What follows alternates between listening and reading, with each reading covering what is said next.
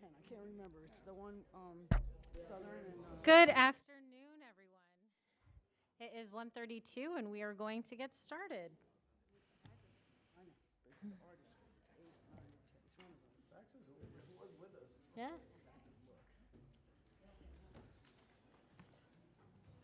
No, that's after. It'll be after. So we completed item 4 before we left. We have postponed item 5, so we will move on to item 6.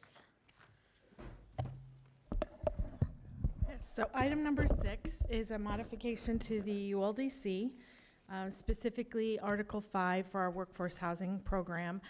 The board directed us to do some modifications on December 10th. Last month, we presented the proposed changes for requests for permission to advertise. So before you is the final adoption. Do you want any additional presentations? We've made no changes since it was done for permission to advertise last month. I have a motion to approve the item. I have a second by Commissioner Weiss. Are there any cards? No cards. All in favor say aye. Any opposed? Please see that that motion carries 7-0. Thank you so much. Moving on to item 7. So item number 7 is also a modification to the Unified Land Development Code. Before you is a privately proposed revision.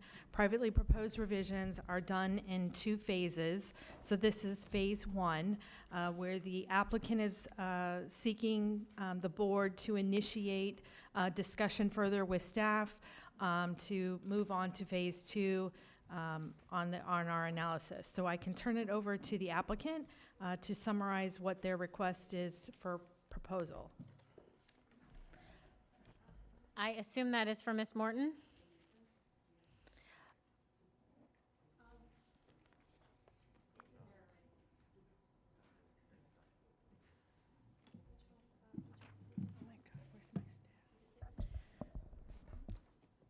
We have multiple cards, so unless there is some objection, we will give at least 1 minute for those going forward. Do you want to do 2? They're asking for 2. Okay, we can do 2.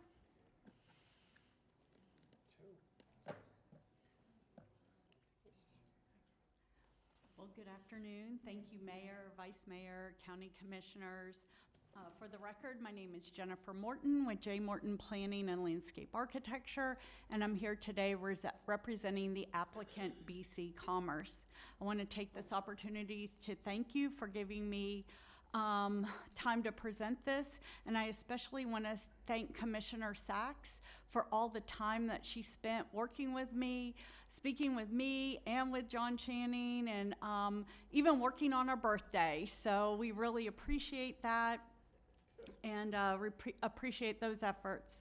I also want to say at the beginning, if there turns out to be another path that would accomplish what we need in a timely manner, we're open, we're nimble, we can adjust. That being said, getting into our specific request, this is very narrow. We are asking the board to initiate phase 2 of a text amendment that applies only to the commerce future land use category and is a simple increase from the fitness center cap to go from 20% to 35%. Fitness uses are already allowed in the commerce land use designation. This is just a request to change the cap.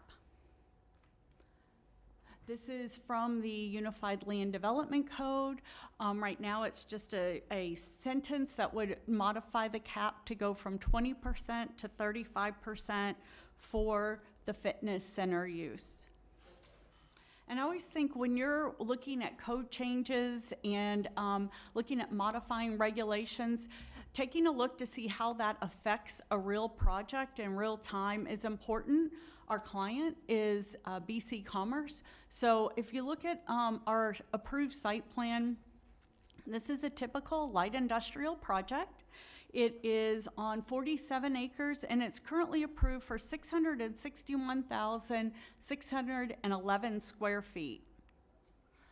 And this is a drone shot of the project under construction. And I love this shot because it really shows the quality of the architecture, the entry feature design, the added detail that has been provided for this project, to this project. And I think when it is completed will be a real gathering place for the residents that live in this area. And the important thing I want to mention is that the project is under construction now. They've built all the buildings. The leasing activity is happening now, and the businesses are looking at spaces that are looking at this space need certainty now, which is why we're before you and which is why timing is so important. So this is not a speculative request. There is real interest in this project. As of now, the 20% has been taken up with 3 users. You can see from the graphic that they have signed leases from the Brook, American Twisters, and the Padel Club. If that additional 15% is granted, they are looking at providing leases to DBAT and Wellington Volleyball Academy. These are the kind of users that serve the family, the youth, and the residents in the area. This is real functional indoor recreational space, and it's perfect for the BC Commerce clientele. So why is this change needed? Because youth sports is continuing to grow. Modern indoor training and recreational concepts often need very tall interior clear heights. They need open floor plates, and they need specialized equipment areas. They are increasingly seeking out these light industrial type of buildings because the space provides the volume that they need and provides the structural characteristics that we need. The traditional commercial or retail space doesn't work for them physically nor financially. These are just some of the tenants. This is the Brook. The Brook will be the first indoor air-conditioned tennis facility in South Florida. The owners were here this morning, but had a prior commitment to for this afternoon, so they wrote their comments and are hoping to have them read into the record. You'll hear from American Twister. They're actually going to have their own building designed on the property. American Twisters has been around for 40 years, and we're proud to have them as a tenant. DBAT is a tenant that is hoping to be able to go into this space. With Canyon District Park right across the street, what a great opportunity for the kids that play baseball and softball at that facility to be able to have specialty batting practices and training. And then finally, the Wellington Volleyball Academy, also hoping to be able to lease space in this location, and you'll hear from representatives of the Wellington Volleyball Academy. One thing that we've worked really hard at doing, and we've always been encouraged to do, is to reach out to the community and gather support for these proposed amendments. We have support from both BARC as well as COBRA, and you're going to hear from the president of COBRA under the public comment. So in summary, staff has found that there is no inconsistency with the comprehensive plan or the ULDC and is recommending to initiate to phase 2. If initiated, we will be back before the board 2 more times. This project will, if initiated, will work with staff and come back with very specific language. And then it has a first reading and a second reading. It's our goal to be back sometime mid-summer, which is in about 4 months, but again, we'll work with staff. Timing is our critical path item. Because this project is under construction, because leasing is active, and because these tenants need certainty, we respectfully request the board proceed today and approve the initiation. Thank you. Thank you. Wendy, you said we don't have a staff presentation? Or do we? We could if you want one. Yes, Was there anything not covered in this presentation? it's No. covered. It was covered? Okay, good. We are going to take comment cards first. So Commissioner Flores, if you'd please call up the first few names. All right, so we have two podiums. Please come forward, line up, so that this is a little bit more efficient. We have 2 minutes. I have Jason Block, Jessica Odom, Nestor Garrido, John Channing, Clayton. Oh, Clayton Kent. Don't all rush at once.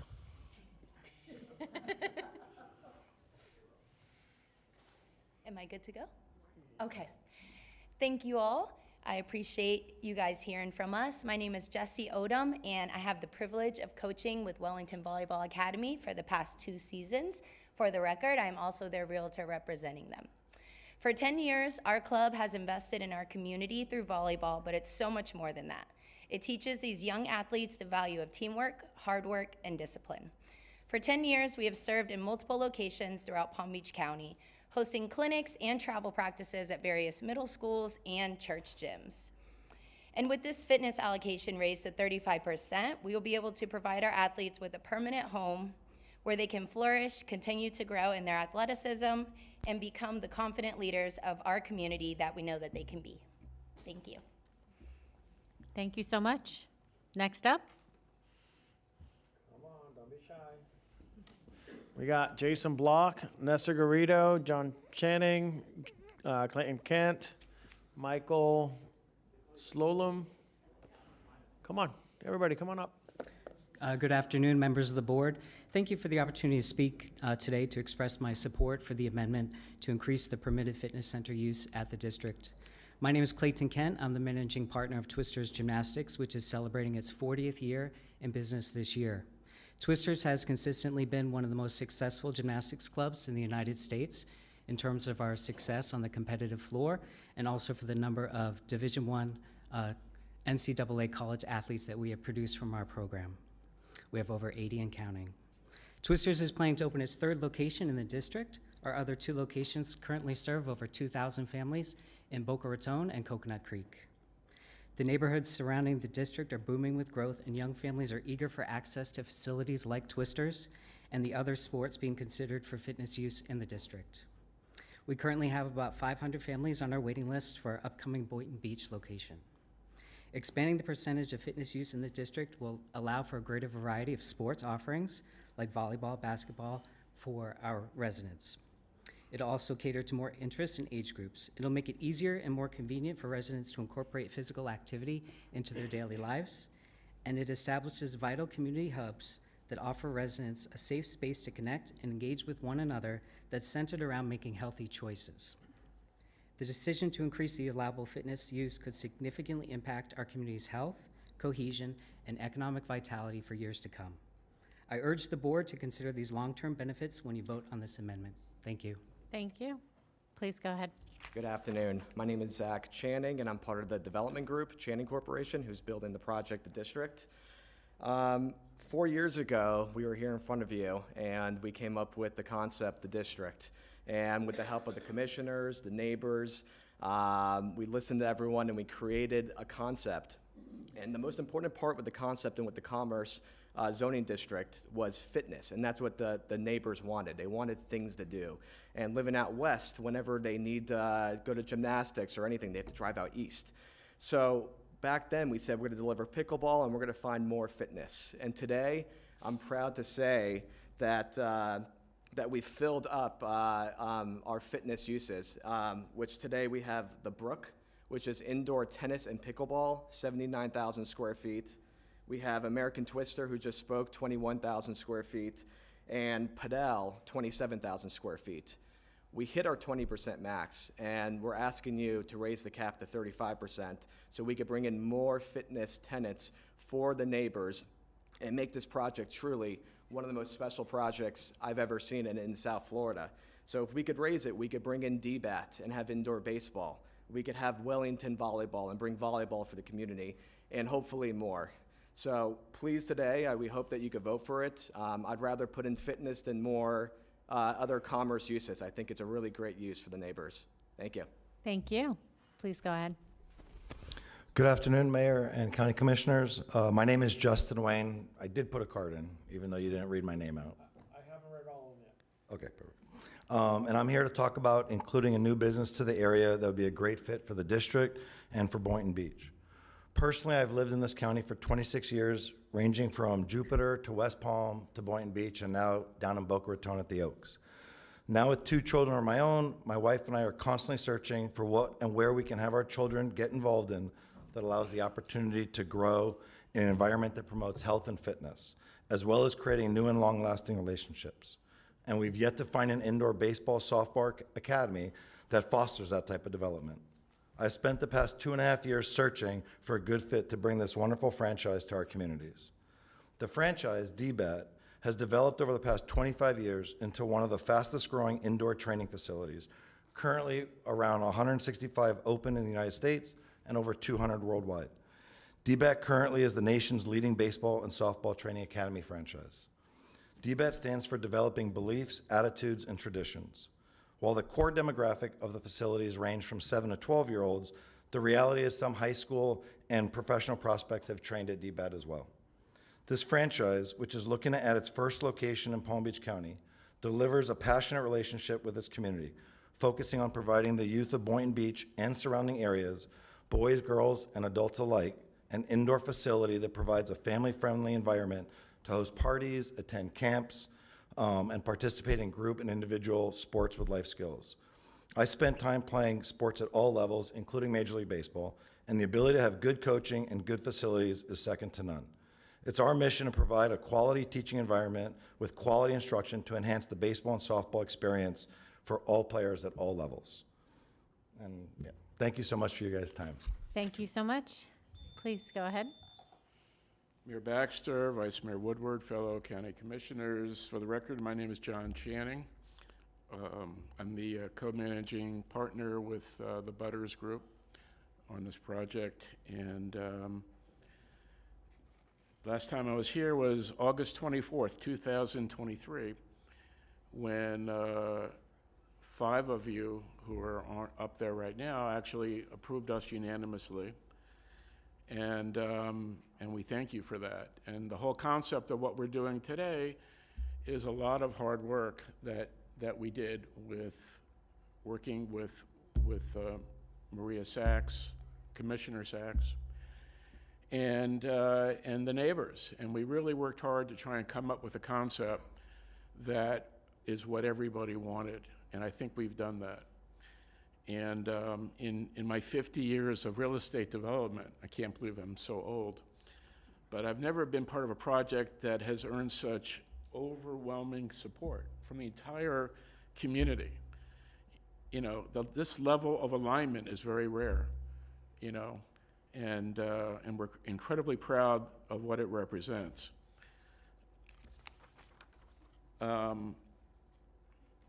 One of the main things that the residents in this part of Palm Beach County were asking is they wanted indoor air-conditioned recreation. That was one of the top things they wanted when we met with them. And we've given them that. So you've met some of the people here. Unfortunately, the tennis and pickleball group, she flew in from Chicago to speak today, actually, is not here. But they have a really cool facility they're going to be doing. And really, you know, one of the things that you all have to think about, can I get another second? Well, we can ask questions. What else do you want us to think about? What I want to say is this, is that the type of buildings that we're building are basically the only type of buildings that these type of amenities can use because of the height and the building.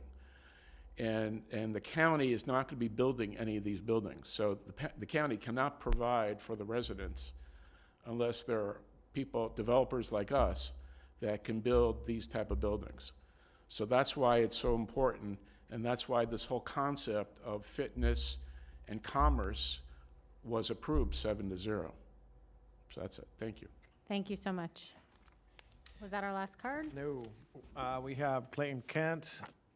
John just spoke. Jason Block. I have Christy Turdo, Michael Turdo, Dagmar, Braz, Christy, Turdo. I think we got some duplicates here. Michael. Those are non-speaking. Oh, so that's why it's duplicate. Perfect. Nobody's coming up. Nobody's coming up? Here I am. And Barbara Roth. And Barbara. Here I am again. Well, I really think we are making a very, very Hold on nice little one purse. second. Please state your name for the Oh, record. my name is Dagmar Thank you. Ross. Anyway, we were a little bit nervous about supporting commerce in the Ag Reserve, but we knew that the intersection of Boynton Beach Boulevard and the Turnpike was going to need a little bit more intensity. And I really, personally, I'm viewing this, I'm going to cry, as taking a pig's ear and making a really, really pretty little leather purse. We are so excited about these recreational uses coming into the area. It's good. My granddaughter, she's a part of the volleyball team. I have fought for parks in the West Boynton area for 35 years. I'm excited they're coming. I hope you approve. Well, thank you. Barbara, please join us. Sorry, I'm still recovering. I know, it's really so nice. Mayor, Vice Mayor, Commissioners, again, Barbara Roth for Cobra, and John Channing, I'm older than you are, so, and I actually, believe it or not, my next life, I'm coming back as a shortstop. I coached my daughter's softball team, so whatever.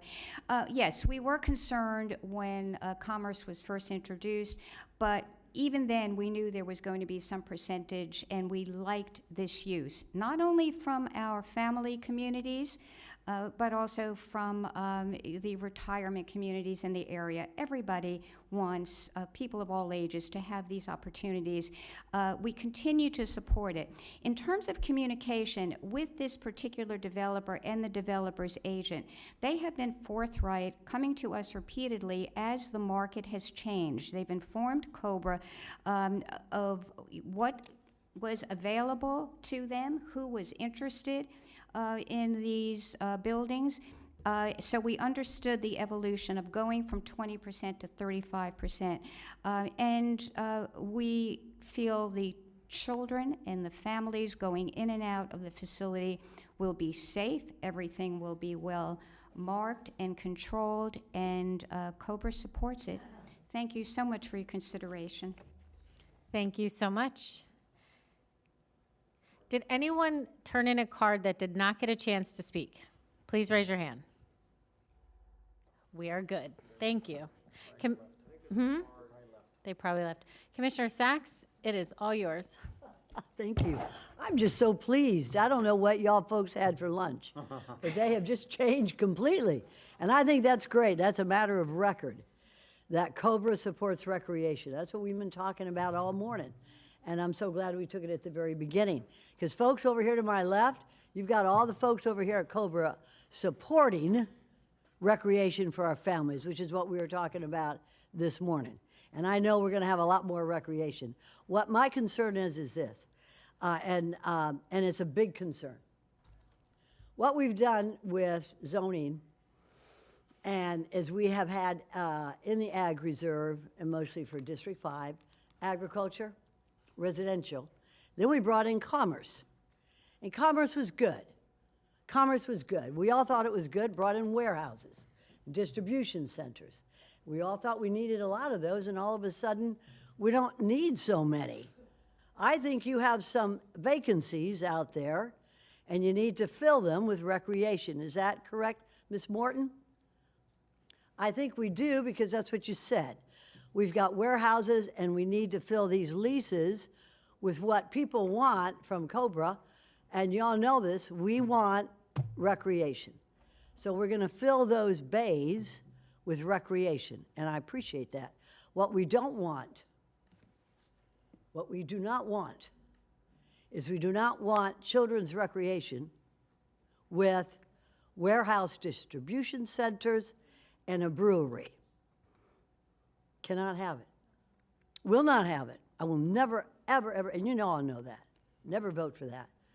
And no one should really mix little children at Twisters or gymnastics with a brewery and trucks coming right off the turnpike. So what I'd like to ask you, Ms. Morton, is this, because you've got commerce, and you did pretty well. We all voted for it. In fact, I brought it up. And I thought we needed more commerce, but I guess we can't fill those bays. So you tell me, if you could, and thank you for indulgence, Mayor.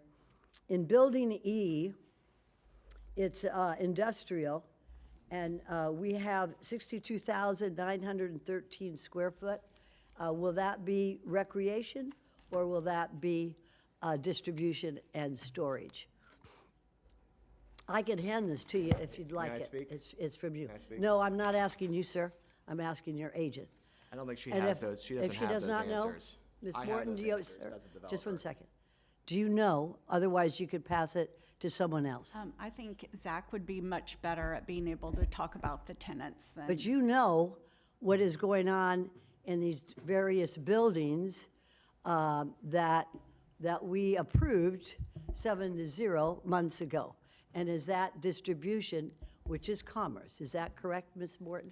There is no distribution approved for this project. So there's no storage, there's not going to be no. any trucks? No, we do have self-storage approved for the site. but- Self-storage is okay, but I'm talking about large bays, 98,436 square feet. That So- will not be for any type of distribution out of there.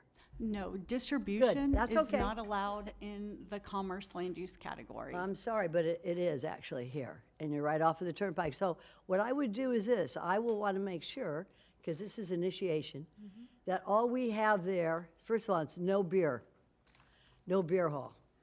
And you got a nice picture here. I kind of like it, I wouldn't mind going there myself, but not if my kids are going to be there, or I'm going to pick them up late at night. You got a nice tap room there, beer hall. I would go along with more recreation. I think it's a great idea, and I'm so glad everybody wants it, because we need it.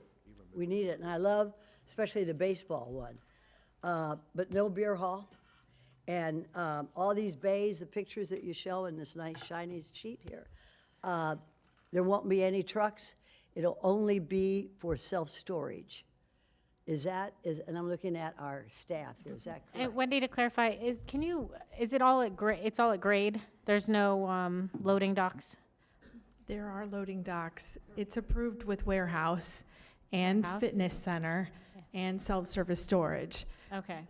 Distribution is a different use than warehouse, and it's prohibited in the commerce future land use. Thank you. But to say there won't be trucks there, I can't say, because it is approved for warehouses. So warehouses, they would have trucks there. So what I'm opposed to, colleagues, is to have entertainment, recreation for children, which I think is wonderful, and that's what I want. I want more of. But not mixed in with commerce warehouse, which is, I'm looking at it, storage and distribution centers from our code. But let's say we won't have distribution, we'll just have trucks going in there and storing things and then removing them afterwards, and a tap room. So, because I don't think it mixes. If they want recreation, I am all for it, because this is what I wanted from the very beginning. Just to clarify, Commissioner, they're already allowed up to 20%. 20%. I go for 20%, but not to raise it to 35% and keep the warehouses and the tap room. Because now we got twisters, we got gymnastics, wonderful. We got this great baseball, indoor baseball thing, which is great. And Wendy, what's across the street from this area? Proposed across the No, street. no, no. What is existing right now across Boynton Beach Boulevard? I believe it's ag right now, but No, it has let me an tell you, 'cause approval. I don't It has wanna- an approval for I a CLF don't want any and trick questions. multifamily. There's an elementary school that I opened with my good friends at Cobra, Canyons, elementary school, middle school, and high school. And they want to participate in your recreation, Mr. Channing. They love it. But I don't want kids getting out at 7, 8 o'clock at night and in a big area how many acres is it, Ms. Morton? 47 acres. 47 acres on the turnpike, dark. Kids getting out of just, twisters and gymnastics when we've got also warehouses and a tap room or beer hall or whatever. So I would recommend that we wait until we get back from our Ag Reserve review and see how much recreation we can put everywhere. Because this is first initiation anyways. This is the first step. But it's important. And yes, we need recreation. And I'm so glad y'all stayed until after lunch to reaffirm that. Because what y'all put in there is beautiful. Our kids want it, but not next to a tap room, which is advertised with the district right there. There's a district. You got the beer, you got the warehouses, you got a lady playing tennis, and you got like a little, how many rooms is that beer hall gonna have? 125? So actually, the one of the things that we've spoken with Cobra about is the brewery. We actually, our client went after trying to get a brewery for this facility, but that industry has kind of declined. So you're gonna delete? So we do not No have more, a brewery. no brewery. So no that's gonna be brewery. out in the application. Is that true, Mrs. Morton? No No right. brewery. There is, we have an approval for a brewery, but we don't have any brewery tenants. But how We've many been- seats were you gonna have in that brewery? I don't think, it It was was about undetermined. 125. You have it here in your, yeah. You have, just a second, sir, you've not been recognized. Take it easy. So you don't know how many seats you've been approved for?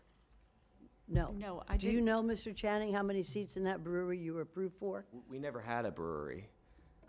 Yes, you did. You advertised for one, and No, we it's were- in the I application. I was looking It was for a tap room. We were looking for one, we were approved for one, we never got one. And since we don't have one, we're able to get more fitness because of the traffic and the parking spaces. Will you then agree today to delete it? Sure, yes. I Good, don't- yeah, okay. I don't need a The brewery. brewery is out. Brewery is out. This is a little confusing here. She wants to add it. I don't know if we have a brewery, you're across the street from a school, you got storage, warehouse, but no trucks. Jennifer, would the applicant agree to delete that as a condition of approval? It was part of our zoning application. We would have to go. All the way back for it, so yeah, no, okay. So there's not really any way to do that today, but they're just asking for more fitness. Right, Today. and I agree that we should have more fitness, but I do not agree that we should keep the fitness in the original application, which was fine. I was the one who made the motion, because I think that it was fine with all those warehouses and distribution, now, but I did not agree to more than 20%. The code says 20. Commissioner Sacks, Keep it we at have 20. 2 lights, and then we'll come back to you. Vice Mayor Woodward, you're recognized.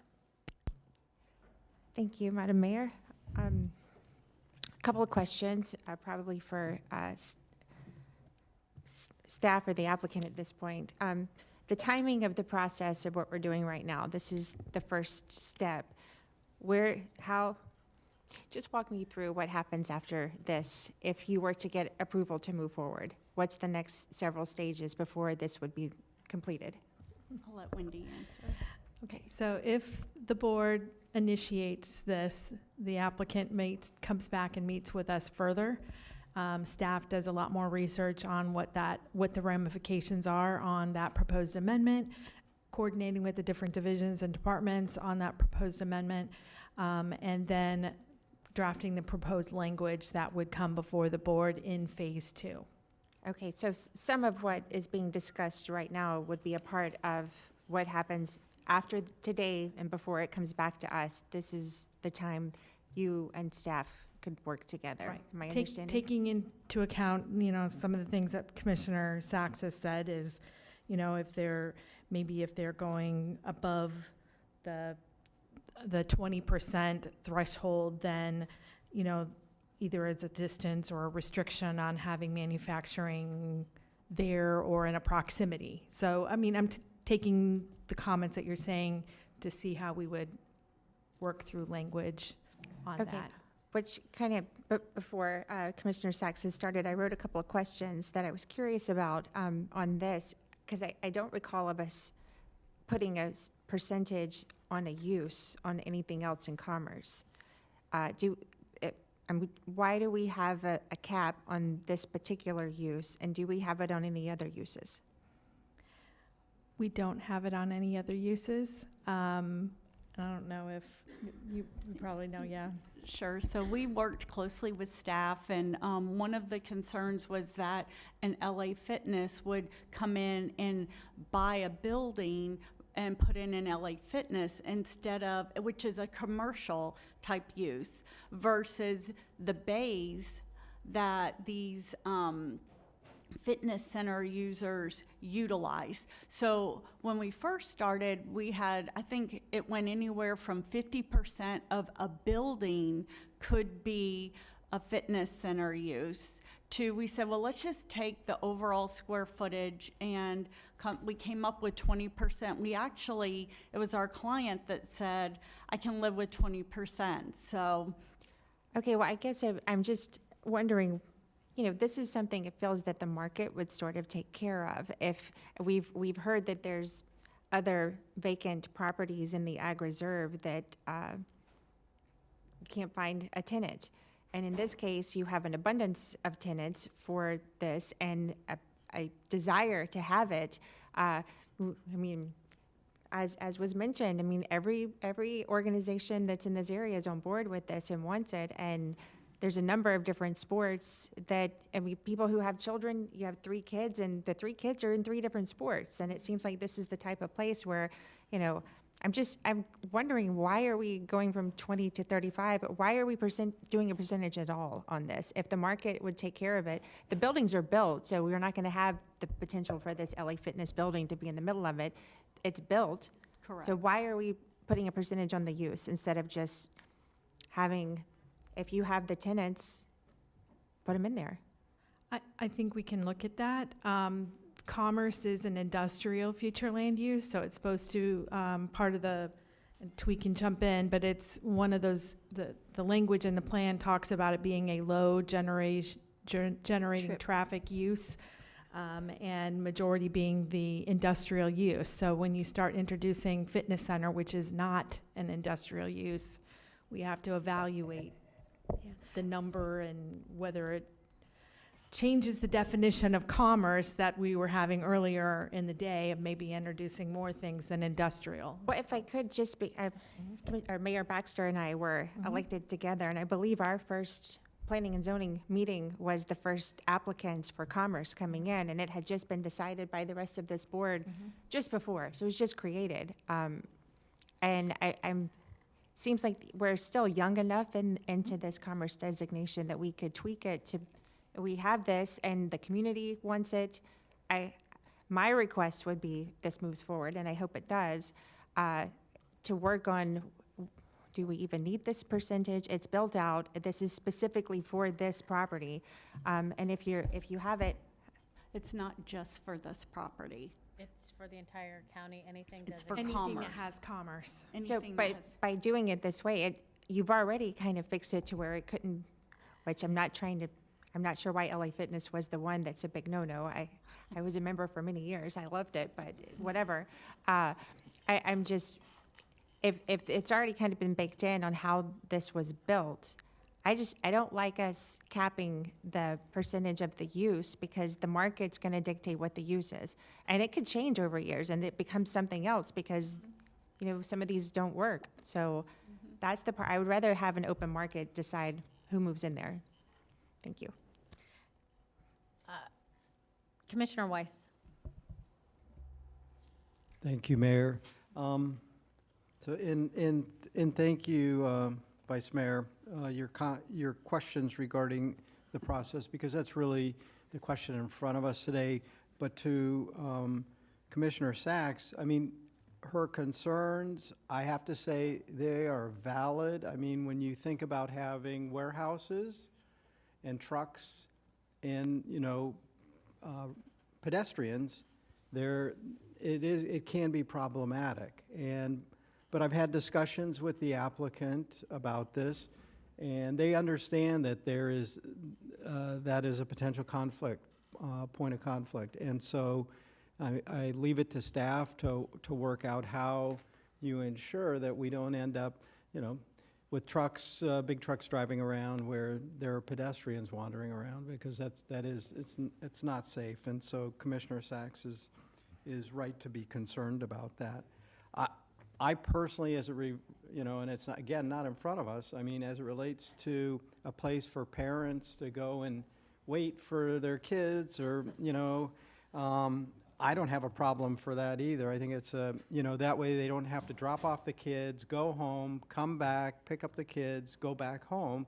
They go, they stay, and that's less trips on the road potentially. But if there's no, and I've seen breweries in my neighborhood go out of business as well. So, but I think this is a good thing. Anything that helps keep people healthy, keeps them in their neighborhood, is a good thing. And I know we're going to have more time to talk about this later. So I am supportive of allowing this to move forward today. To the volleyball people, I played indoor volleyball years and years ago. So you might want to think about maybe a senior volleyball league or something. So anyways, thank you. Commissioner Marino, you're recognized. Thank you, Mayor. As a multi-letter athlete in high school, volleyball, softball, gymnastics, cheerleading, the one thing that was missing was a place to do this other than at school. This is the opportunity that these families are getting. And if you've got a mom who's got 3 daughters and they're doing 3 different sports, she doesn't have to get in her car and drive all over God's creation to bring one to one field, one to another field, and one to another place. We approved this. There were trucks there already. We approved this with trucks. Clarification for me, please. We are not talking 18-wheel trucks. I don't even think there's clearance for an 18-wheel truck to drive in there, is there? Yes, there is. That was not what I was told. They can have trucks there, yes. Semi-tractor trailers or small trucks, yes. Now, there's a difference between, okay, that's a great question. What is the circulation? And Jennifer, do you want to help answer that? Sure, I'll go back to the site plan. There you can see that it's not set up for semis and large tractor trailers. It's set up for your small bay guys, that your AC guy that would have a box truck, an irrigation guy that would have a box truck, or a Sprinter van. But to be able to for the trucks to be able to loop around, you need huge radiuses to get back into that truck bay area. And even our truck bays are set up more for a box truck. So the basic answer, and this is what I'm asking a very specific question. We're talking about circulation. Is there room, because these folks that have these bays, whether an air conditioner or plumber or something, they're gonna have to get stuff delivered, okay? Is it coming in a UPS truck? Is it coming in an Amazon truck? Or is it coming in an 18-wheeler that can circulate through there? That's my question. So the answer to, for the record, my name is Zach Channing. Thank you, Zach. Something that's very important that has not been discussed, if you look at the site plan, you have the main access where the 2 smaller buildings are, and that's going to be for the pedestrians and people going to fitness. If you look at the left, there's a road there called Acme Dairy. Acme Dairy has a light, and we have 2 access points. Those access points go right into what's called the truck court. That's where it could be mostly it's going to be box trucks or vans, but that's where they go. They go in and out only on that access off Acme Dairy. We leased our fitness all the way to the east, that's building A, the 2 buildings in the front, and then the rest of the 35% will be along the lake. Anything else is going to be along Acme Dairy. We purposely separated fitness from the rest of the commerce. And we also purposely designed it so the vans, box trucks, I don't think we'll have, I can't make promises, but it's mostly going to be that because we are smaller industrial. They will only go in through Acme Dairy and out through Acme Dairy. The parking is on the other side. It's on a totally separate side of the building. They don't cross. So what you're saying is if the kids are going from one side of one program on one side to another program on the other side, they're not going to come in contact with any They will kind of not come in 18-wheel contact with vehicle if any it's trucks possible. because the trucks stay in that little big square. I wish I had a mouse to show you, but it, oh, there is. How do I use this?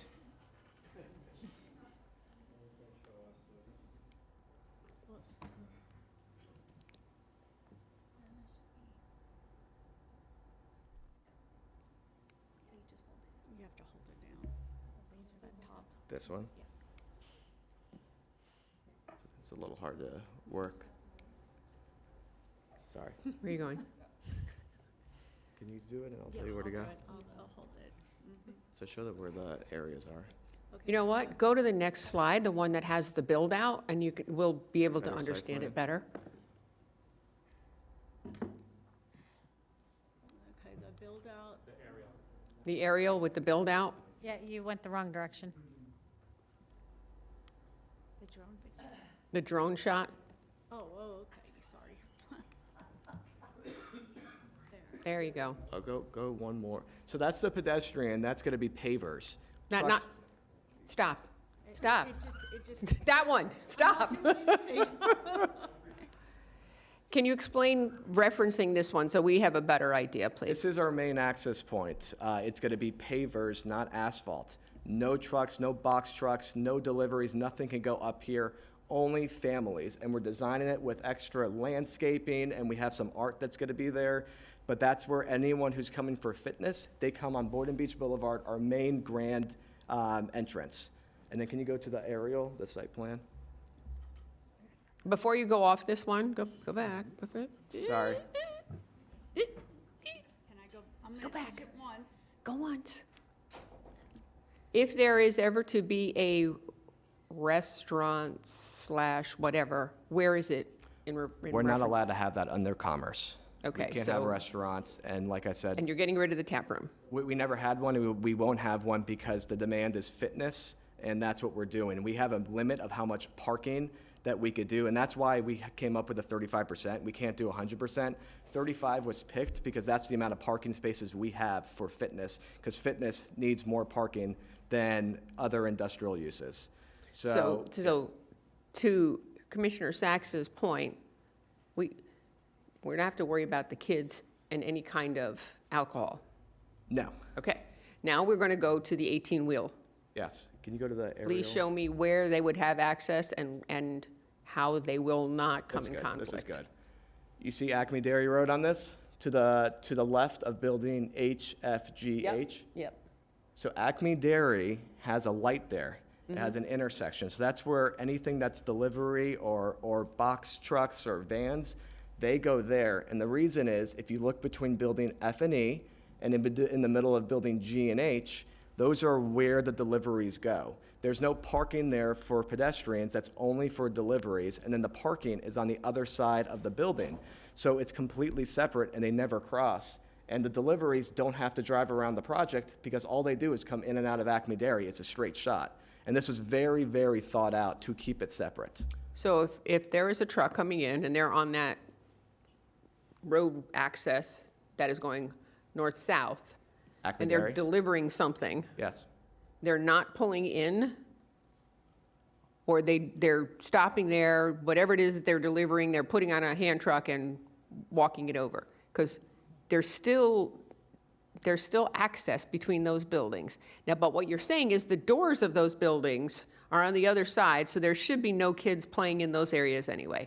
There is loading doors in the back for loading things, and people don't walk through there. And then the other side of the building, that's where the front door is. They're on two separate sides of the building. So children coming into contact with a truck is very, very highly unlikely. Yes. Okay, I'm done. Commissioner Flores, you're recognized. Oh, no, wait, sorry, one more question. Manufacturing, where did that come from? That was to accomplish a brewery. Okay, so that's not there. Okay. And this is a specific site, so I'm taking people's comments, your comments into account because Commerce has been approved another, I'm sorry, we're just talking specifically this site, this particular site, but, because The the word use would- manufacturing came up, and right. But you know. I guess what I'm saying is that this proposed change would apply to any commerce in the county. So warehouses, this is allowing this increase in warehouse developments that Could possibly will have have 18-wheelers there. And in fact, I just looked at the approved plan. This has an approval, Building G in the back is site planned with 18-wheelers. So to say that there isn't any, it isn't totally correct. No, So we will the be comment taking that wasn't, into- there wasn't, yeah. the comment wasn't, there aren't any. The comment was, where the conflict would be is not where children will be. So that's what we will take into consideration when we go through this code language right up. Thank you.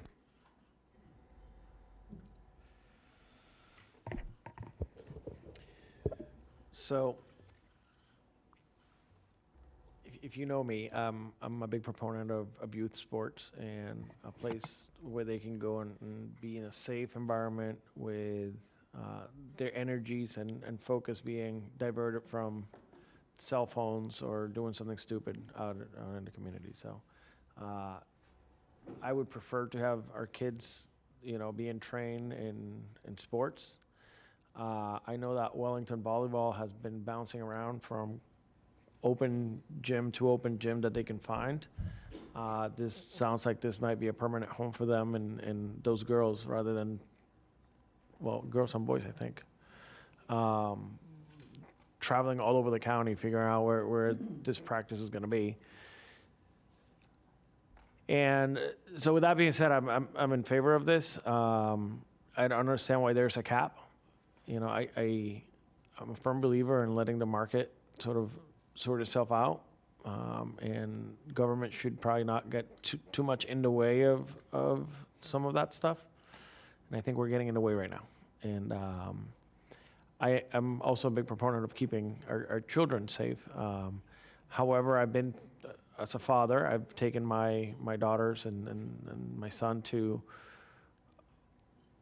a bunch of events or places that are similar to this in a warehouse. And I think the hardest part for us there was parking. It seems like as you look around, there's plenty of parking from what I saw on the site plan. So most of the times parents, and particularly here, are dropping the kids right at the door, picking them up right at the door.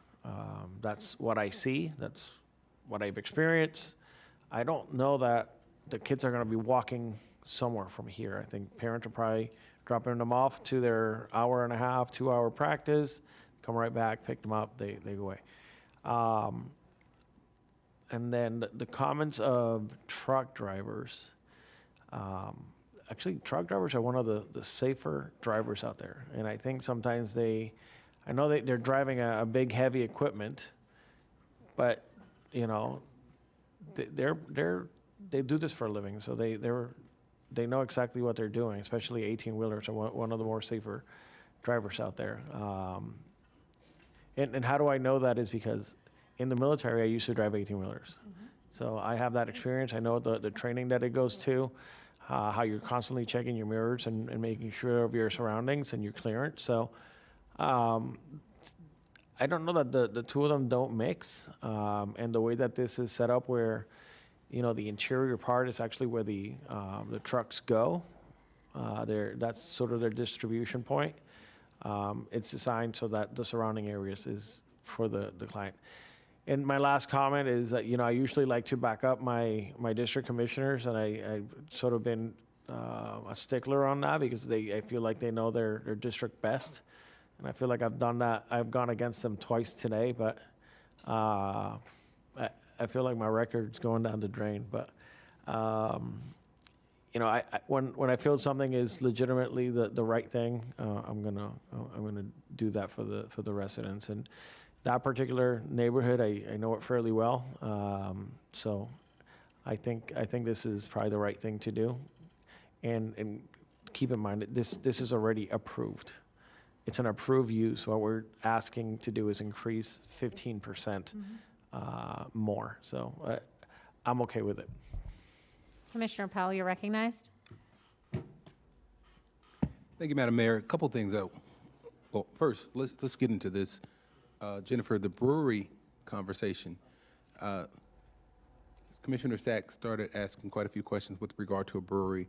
My understanding is that the brewery business is on decline, but I know breweries, I keep saying brewery, can have, they have events like concerts at breweries.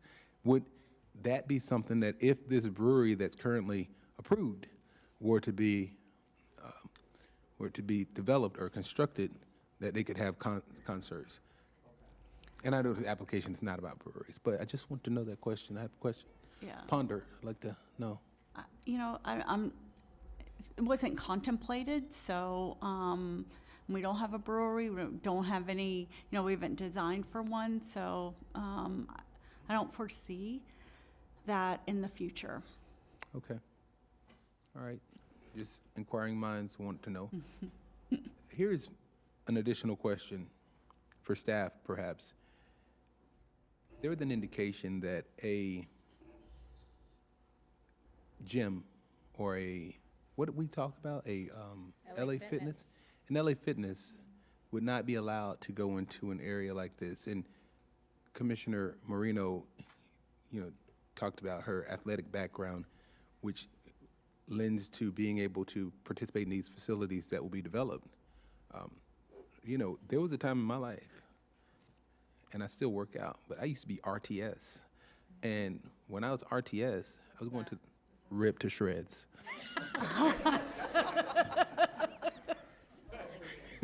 Thanks for asking.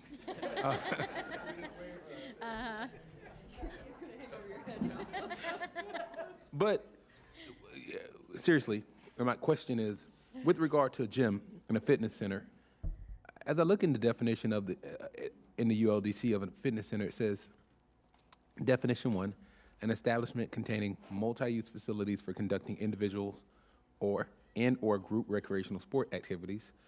And B, typical sports activities may include, but are not limited to, aerobic exercises, weightlifting, running, swimming, racquetball, pickleball, gymnastics, dance studios. So we're saying that LA Fitness couldn't go here, but what about Crunch? Because Crunch does a lot of this. I don't know what LA Fitness does, but would they be able to go in this, and what prevents a gymnasium? Right now, nothing would prevent LA Fitness or Crunch. It falls under the heading of fitness center, so. Forgive me, Wendy, but aren't they considered commercial?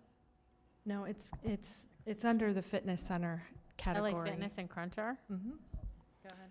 So, which leads me to my next point here. We're looking at a privately initiated text amendment for the commerce land use. The commerce land use, although it's privately initiated, we decided to focus today on one particular site plan. There are, from my understanding, at least 7 other commerce uses within Palm Beach County. And there could be more if there's land use changes and rezonings or whatever that would allow that.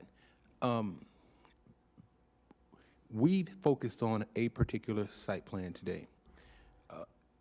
Does this increase, which 15%, right now they're allowed 20%, this is the conversation you and I had in the office, Jennifer, and we talked about 15% to 35%, which is almost double, but going, what's needed.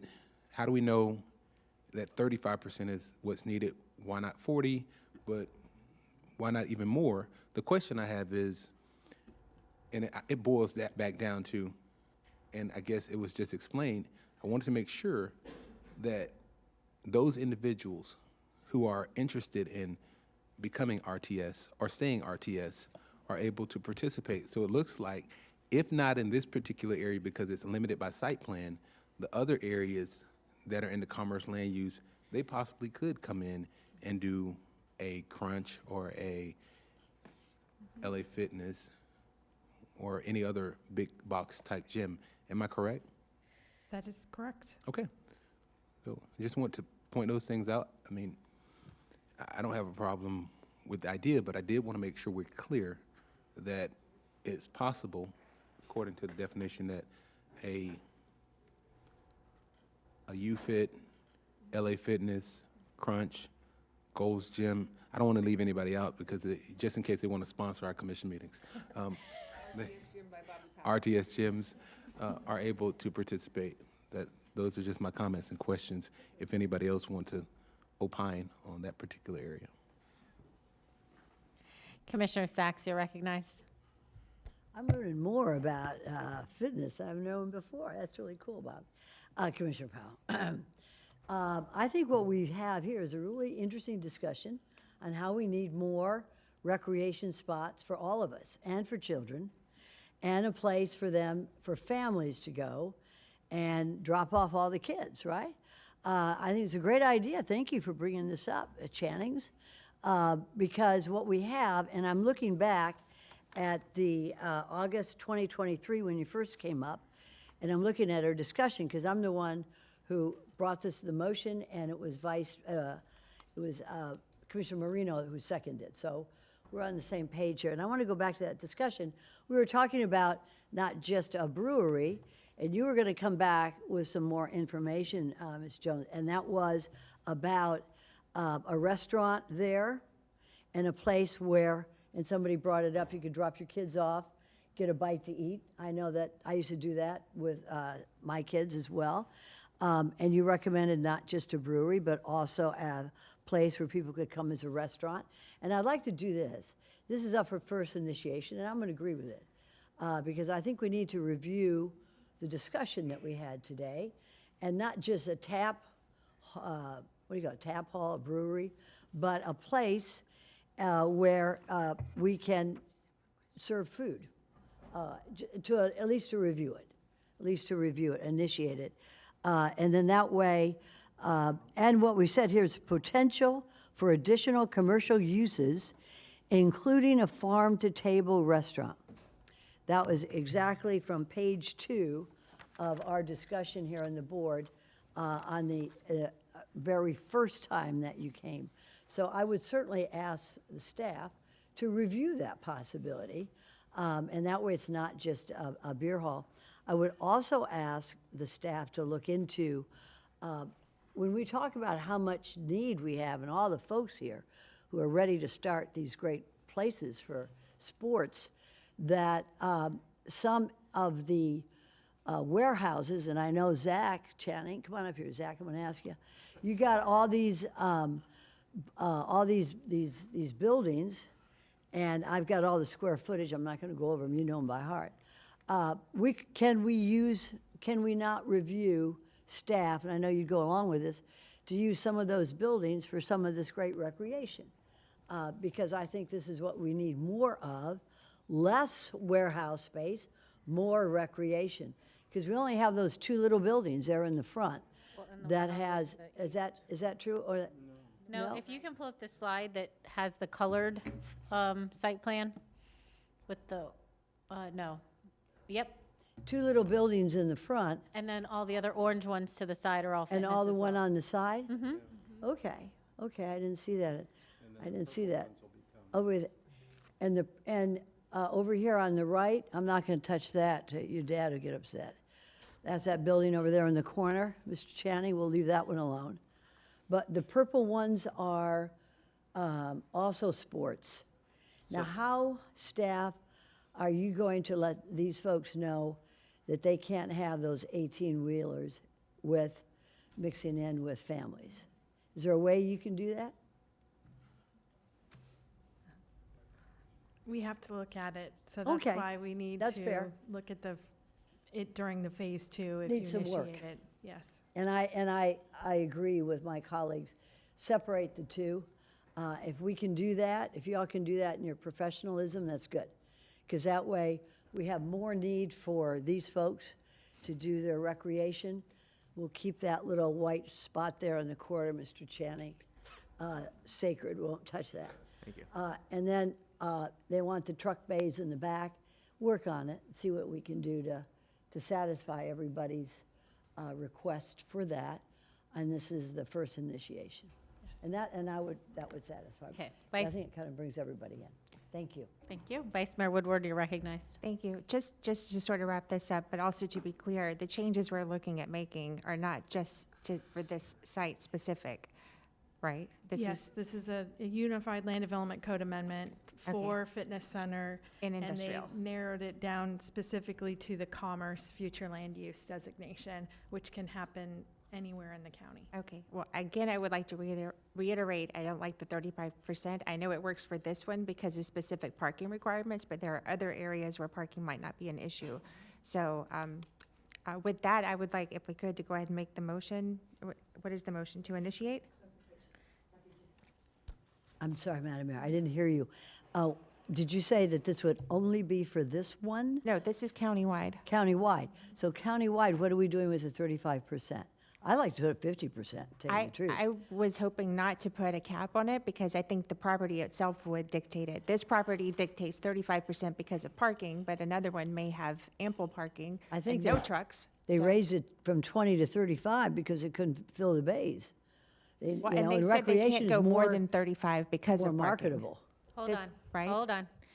Are we allowed to today expand further upon the applicant's request, or do we have to stick to what's before us and come back later if we want to go above 35%?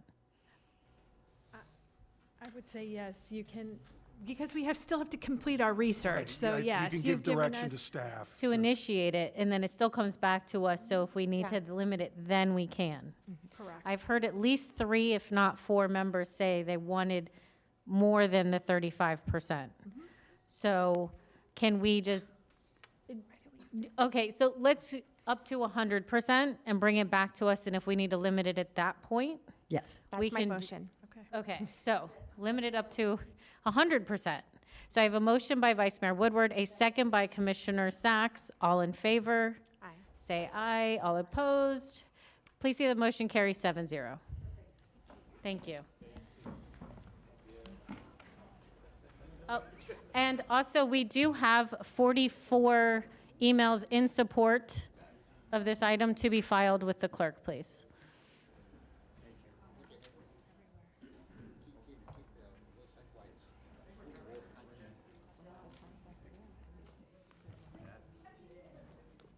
We are going to move on to item number 8.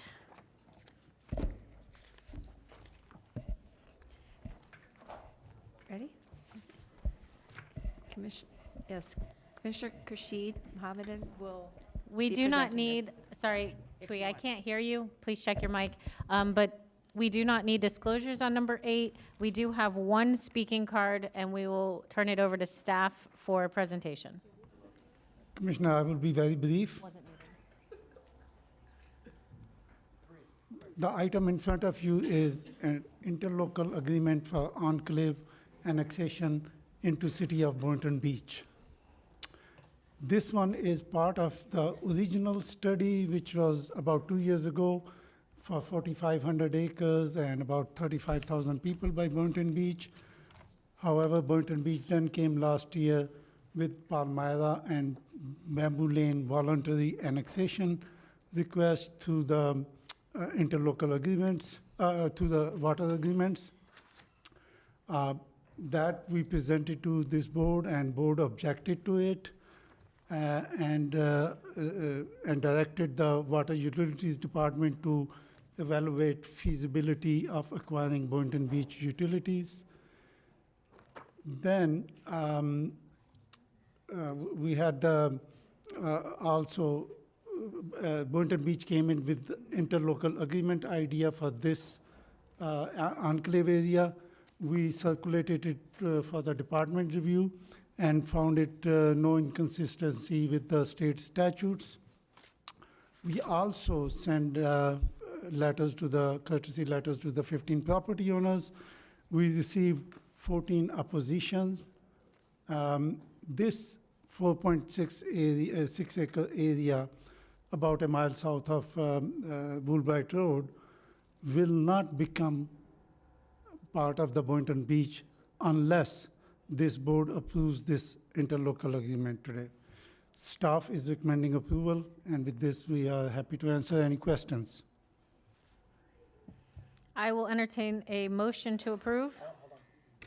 Okay. We have, Vice, oh yeah, we do have one card, sorry. yep, I got Michael Slolum. Maybe it's worth, are you gonna listen, or? Yeah, of course. My name's Mike Slocum. I bought a property on Bamboo Lane about 5.5 years ago. In the last 5.5 years, I've subdivided the property, I've built seawalls, I've built 2 houses. One is for sale, one I'm gonna live in when it's finished in a few months. I've invested over $15 million in these 2 lots. I bought this property 5.5 years ago with zero understanding that another city could just say, oh, we'd like to annex you. All of the homeowners have been opposed to this. The one that didn't respond thinks that she's going to have to pay millions back to the city of Boynton Beach for hooking up to her water 10 years ago. I don't know who told her that, but that's her understanding. She's elderly, and that's why I didn't have 100%. I went back and looked at that same presentation that you just put up there. I didn't see anything in that presentation that said, here are the advantages for the homeowners. It was all about, here's how much more money Boynton Beach could get in taxes. And to me, that's unfair. I didn't think I was buying a property that was in Boynton Beach. By the way, Boynton Beach properties are on average about 10% less in value, comparable properties. And their property tax millage rate is the 4th highest of some 75 different taxing districts in Palm Beach County. So as homeowners, we get no advantages, no benefits, higher taxes, and lower property values. So I'm here to say, I think it's unfair. They started out with 4,600 acres. Now they're down to 4 acres. You know, like, why are 4 acres? Because they can get more taxes out of us. And I think it's unfair.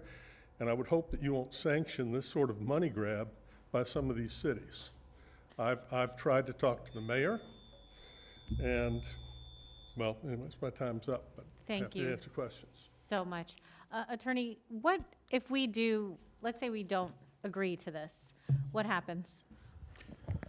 Well, so if you don't agree to this, the city has a couple of options. They could try to get the legislature to redraw the boundaries, or they could try to get the consent from the landowners to annex. And then would it go on a ballot and let them decide? It could, yeah. I like that. Vice Mayor Woodward, this is your district. You're recognized. Thank you, Madam Mayor, and thank you for coming to visit. We had a good visit a little while ago, and thank you to this board also for postponing last month while I was out with the flu. I do apologize about that.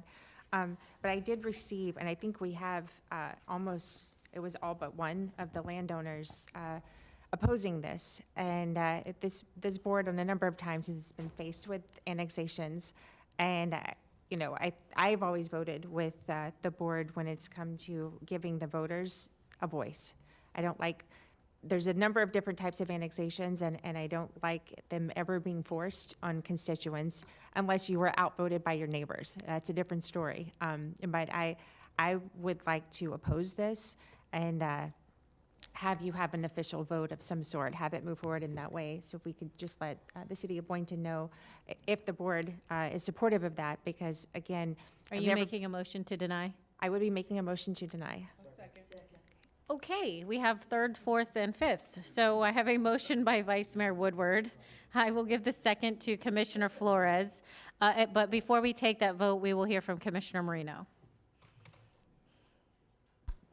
Many of us have areas in our districts that are unincorporated, or Commissioner Sachs doesn't even know what having a municipality is in her district, but there are what would be considered enclaves up in Palm Beach Gardens also, and in the north end of the county.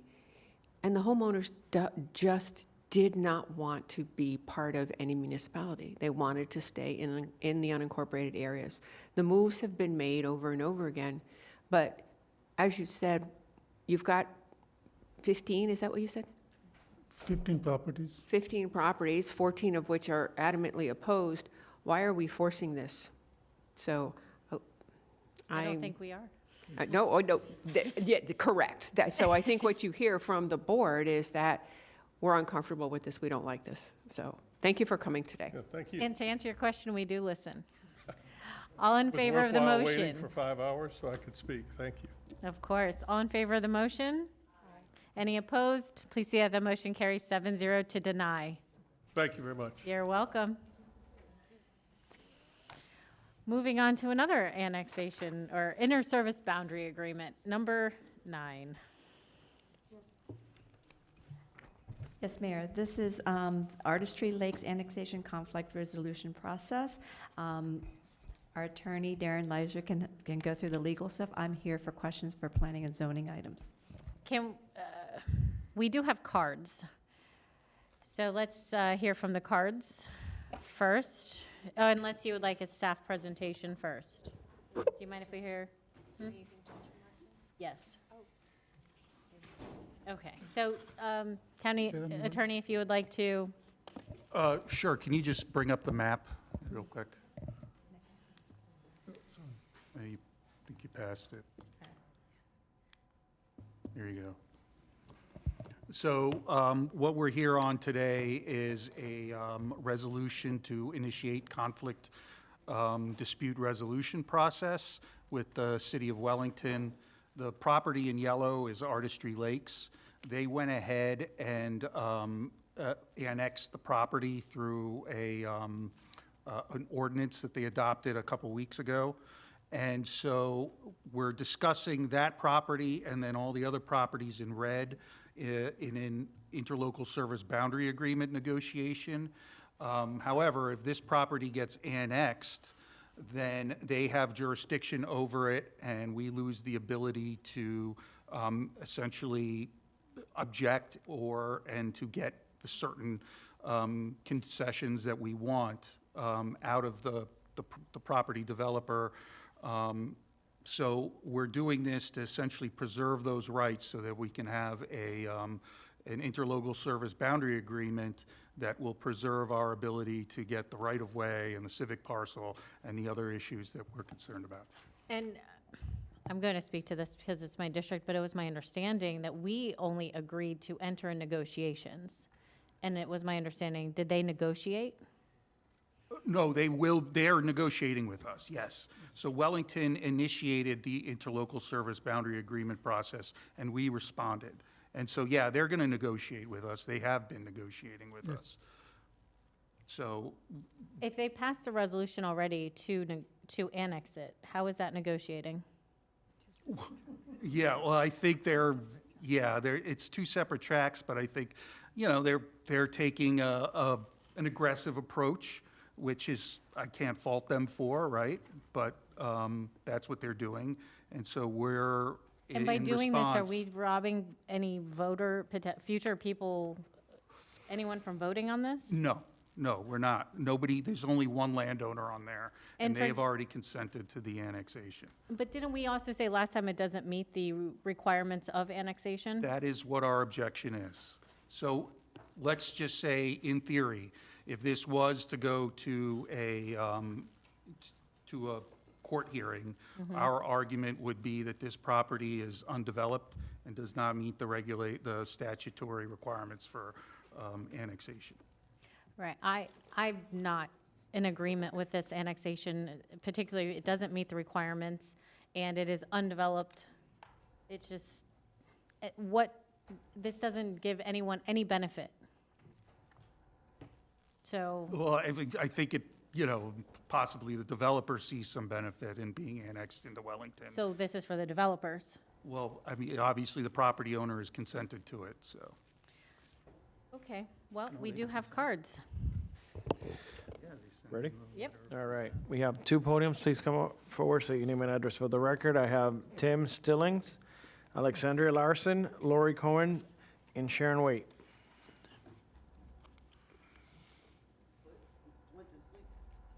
Commissioner Powell and Marino, did you want to speak before or after cards? I'll wait. Okay. Did they want to speak? Nope, they said they will wait. somebody was named before me, I just don't know who. Mr. Stillings was going to speak to this item, and unfortunately, he was called to testify at a court hearing. So my name is Laurie Cohen. I am the village attorney for the Village of Wellington. My address is 12300 Forest Hill Boulevard in Wellington. We do disagree with staff with respect to whether this property meets the requirements of the annexation. I don't have a lengthy presentation, but I will say we think that a dispute resolution at this point is premature. We're already engaged in discussing an interlocal services boundary agreement. We believe that that will be productive and fruitful. We share the same interests that the commission does with respect to ensuring that there's an Okeechobee Boulevard extension. We also are in favor of having the civic site be used for, fire purposes or something of that nature. And I think that our interests are very much aligned in this. Unlike the previous annexation, this is not a situation in which the property owner or owners are opposed. This property owner wants to come in, has consented to the annexation. And so we do believe that this meets all the requirements. I don't know that you need to take this action today. I think you can delay this, allow us the opportunity to have the discussion on the interlocal service boundary agreement, and then, if necessary, we can engage in this process at a future time. Thank you. Please proceed. I think just saying that you're for Okeechobee going through, you're not in our area. You're in Wellington. You're on the south side of Southern, and you should have stayed there. And that's my opinion. It's the way it is. The way that this was done, namby-pamby again. Please state your name for the record. Alex Larson. If nobody doesn't know me by now, God help them, 30 years of this. But this seems like the way this is being done, I swear to God, I think the end game here in somebody's mind is this will get annexed and then the data center will be run by Wellington, not the county. The zoning and everything that's going to get done here. And the one thing, I'm sorry, I didn't bring something up. I want to give you guys something because I was in a magazine that I got the other day and it said data centers, the new problem, because over in Iran, they're bombing the data centers to take people out so they can't do anything. So I wanted that, but I think this is the thing that's coming our way. And as much as I enjoy hearing you, can we try to stick to the annexation? Well, I don't think this should be done. I don't think they should annex another inch. I think they should give back the lands that they annexed, anything north of Southern. It was done incorrectly. Your charter is to protect us. And I kind of believe in the charter. It's very small what is to cover us, your constituents. And, for them to even spit on that, which is what everybody did. Anyway, I wanted to give this to you, the article, commissioners. Do I give it to the? You can hand it to the staff. Well, it's here. Okay, thank you. Anyway, stop it. You need to stop because we're going down the same road we went down in 2004, and we all know where the outcomes came with some of the commissioners. So just keep it in mind, commissioners. We need to take a breath. All this annexation and power plants and everything that's out there doesn't belong there. Thank you. Next up. I guess I'm the last one. Hello. I agree with what everybody's been saying about this doesn't belong there. They should stay in Wellington. I don't want them on my side of the road. Makes a very bad precedence. Oh, and by the way, I'm Sharon Waite. Thank you. Is that it for the cards? May I add a card? Okay. Sorry. Good morning, or good afternoon, Ken Toom with Urban Design Studio. I did not intend to speak because this is a jurisdictional debate, but on behalf of Coulter Homes, I do need to say a few things for the record. Number one, we did consent to the annexation. That is absolutely correct. This is an involuntary annexation, but we did consent to it. Number two, the subject property has a Wellington address, no matter what. If it's in the county or if it's in the village, it's going to have a Wellington address. When Coulter heard that, they thought it would be better for their residents, a better opportunity them to use Wellington services potentially. But let's talk about the two big topics that are here. There are a couple items that are very specific. I know they've been negotiating. Staff were not part of that, but those two topics are right of way. Today, sitting in the county engineer's office, we are going back and forth on a deed. We're prepared to give that deed as soon as it gets done.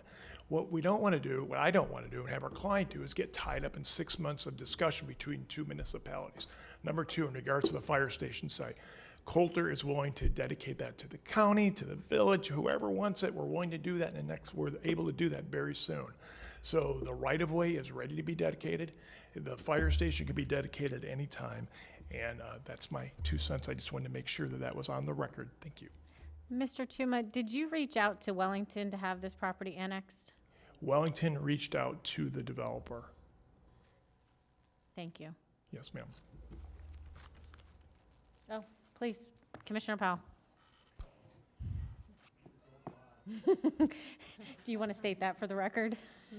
No, I don't. Good afternoon, Mr. Tuma. The question I have is, you said it was an involuntary annexation.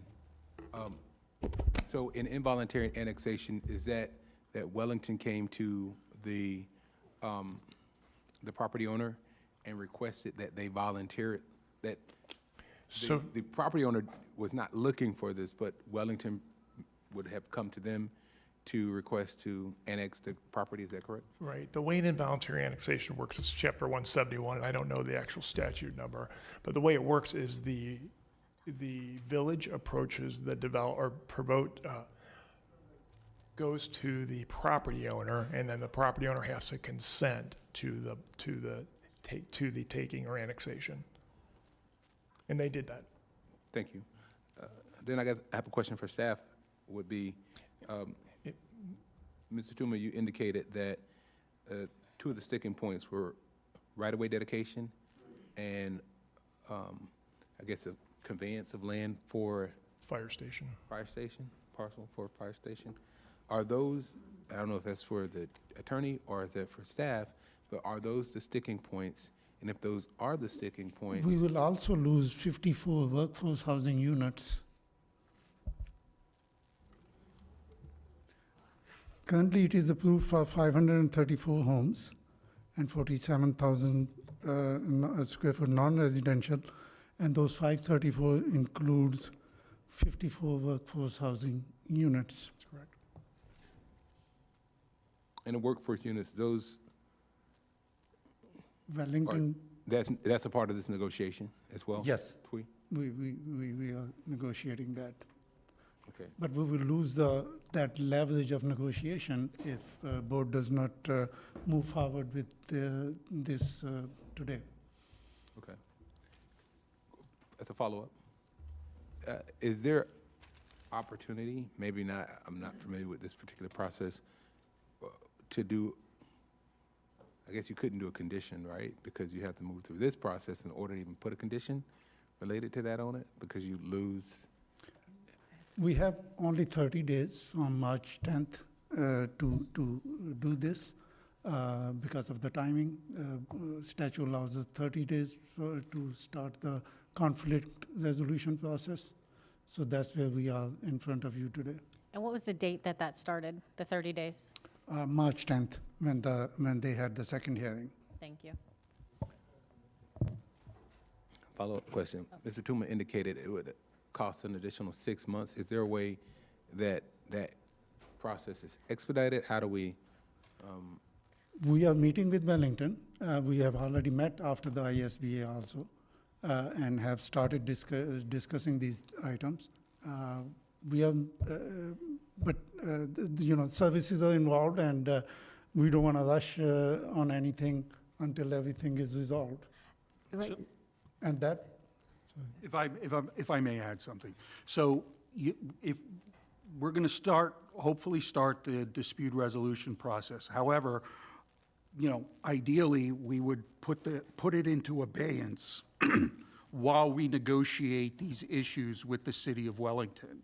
so that we can come back with a holistic agreement that can resolve all these issues. So this. But what if we ultimately don't want to have it annexed?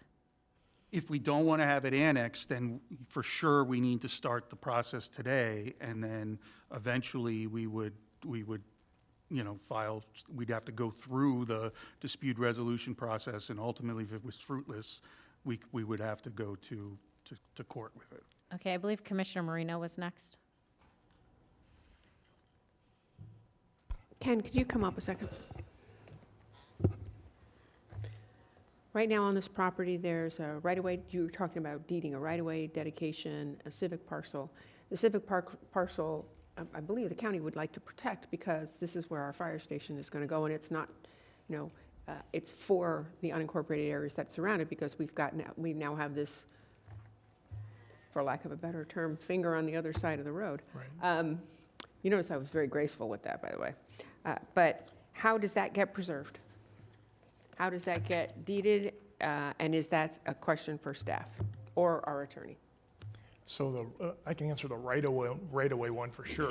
Currently, we're working on the right-of-way deed. It's actually in the county, I believe it's in the county engineer's office, based on some negotiations we've been having regarding FPL easement. That is in the process of right now. I think they're waiting for the deed. Coulter will authorize that deed and make that dedication of Okeechobee Boulevard right away. In regards to the civic site, that's more between the two staffs on how you want to do it. I could tell you that Coulter is prepared to make that dedication for the fire station. But how it gets done, that's above my pay grade here. I don't see this going anywhere without that civic site being dedicated to the county. Okay, Well, that's day one conversation. thank you.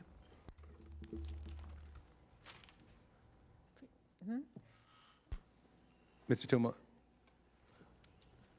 also, the other issue that staff was having with regard to the 54 workforce housing units, what would be a resolution? Is there a resolution for the workforce housing? How does that work?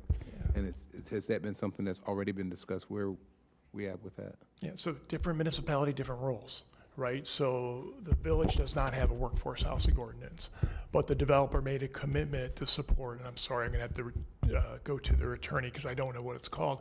Developer made a commitment as part of the as part of the development order to dedicate money to their fund, which I believe is used to support residents of Wellington trying to buy houses. To Wellington's funding, Wellington is getting. and only Wellington residents. Correct. Now, Okay. is there opportunities for more? There always is. Thank you, Mr. Tuma. Commissioner Weiss, you're recognized. Thank you. I like, Attorney, thank you for clarifying that this would be put into abeyance to allow you to continue to negotiate. So I think Well, that takes two to tango, so Wellington would have to agree to well, it as well. they don't But want to, I would- guess then they don't want to. Oh, no, I think they probably would, because we're going to be negotiating with them. But Okay. we'll see. So a couple things, and one is it looks, and Commissioner Marino pointed it out, I mean, it looks like it creates an enclave in and of itself, which is what I thought we're supposed to try not to do. Right.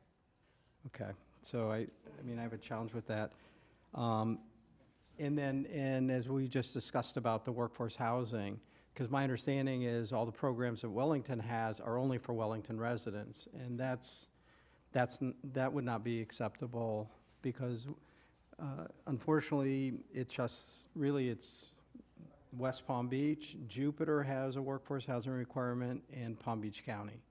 Then I'm not saying nobody else is concerned about it, I know they are, but they don't have inclusionary zoning requirements, and so I think that's, we're trying to create more of those, and so I have deep concerns about how that gets, if we're gonna negotiate, there's gotta be something better that benefits everybody in Palm Beach County. I think that's really important.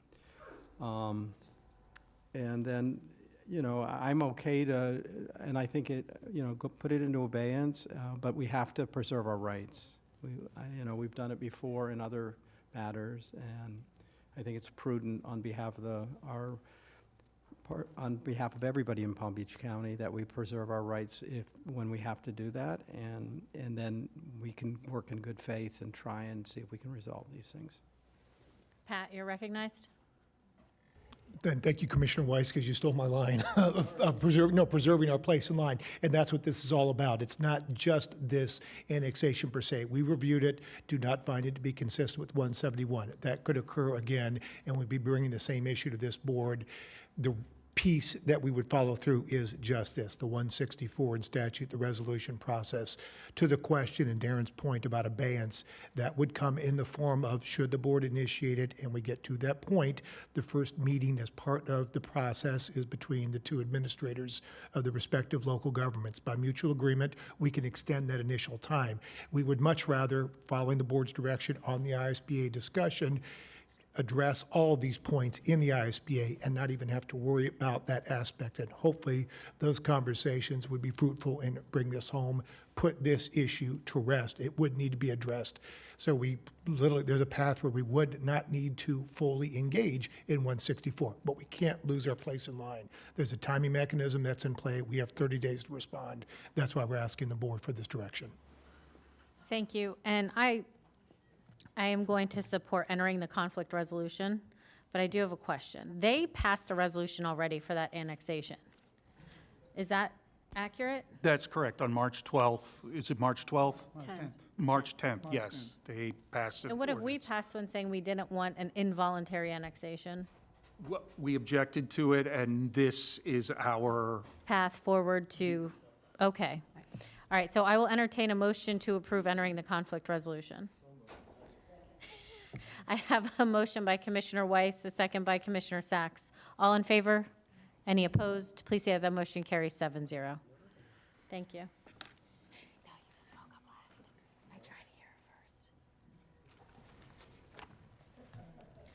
We already did item number 10, so we will move on to item number 11.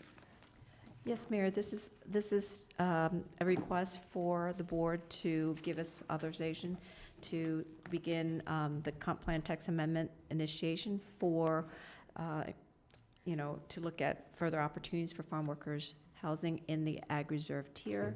This was prompted by the Cooperative Extension Department as well as the Ag Enhancement Council at their meeting on January 7th. With this, we will be working, with your approval, we can start working with the stakeholders and the ag industry. Had they done the voluntary annexation? Thank you so much. Did you have a brief presentation you would like to go over? Okay. Not unless you have questions. We do have 3 cards. If you would please call them up, Commissioner Flores. Alexander Larson, Mike Atchison, and Richard Bowman. You don't want to come up? Okay. Mr. Atchison. Good afternoon, Mayor, Commissioners. It's been a long day talking about the Ag Reserve again, and I'm glad to see something that you guys are talking about for the farmers today, because, that's kind of what the Ag Reserve was built around. So I hope you will see this go through and help the Ag Reserve and help the farmers that are out there. Thank you. I believe the AEC commented on this as well. Were they in favor? The Ag Enhancement AEC was Council? absolutely in favor, yes, ma'am. Thank you much. Mr. Bowman, you're recognized. Thank you, Madam Mayor.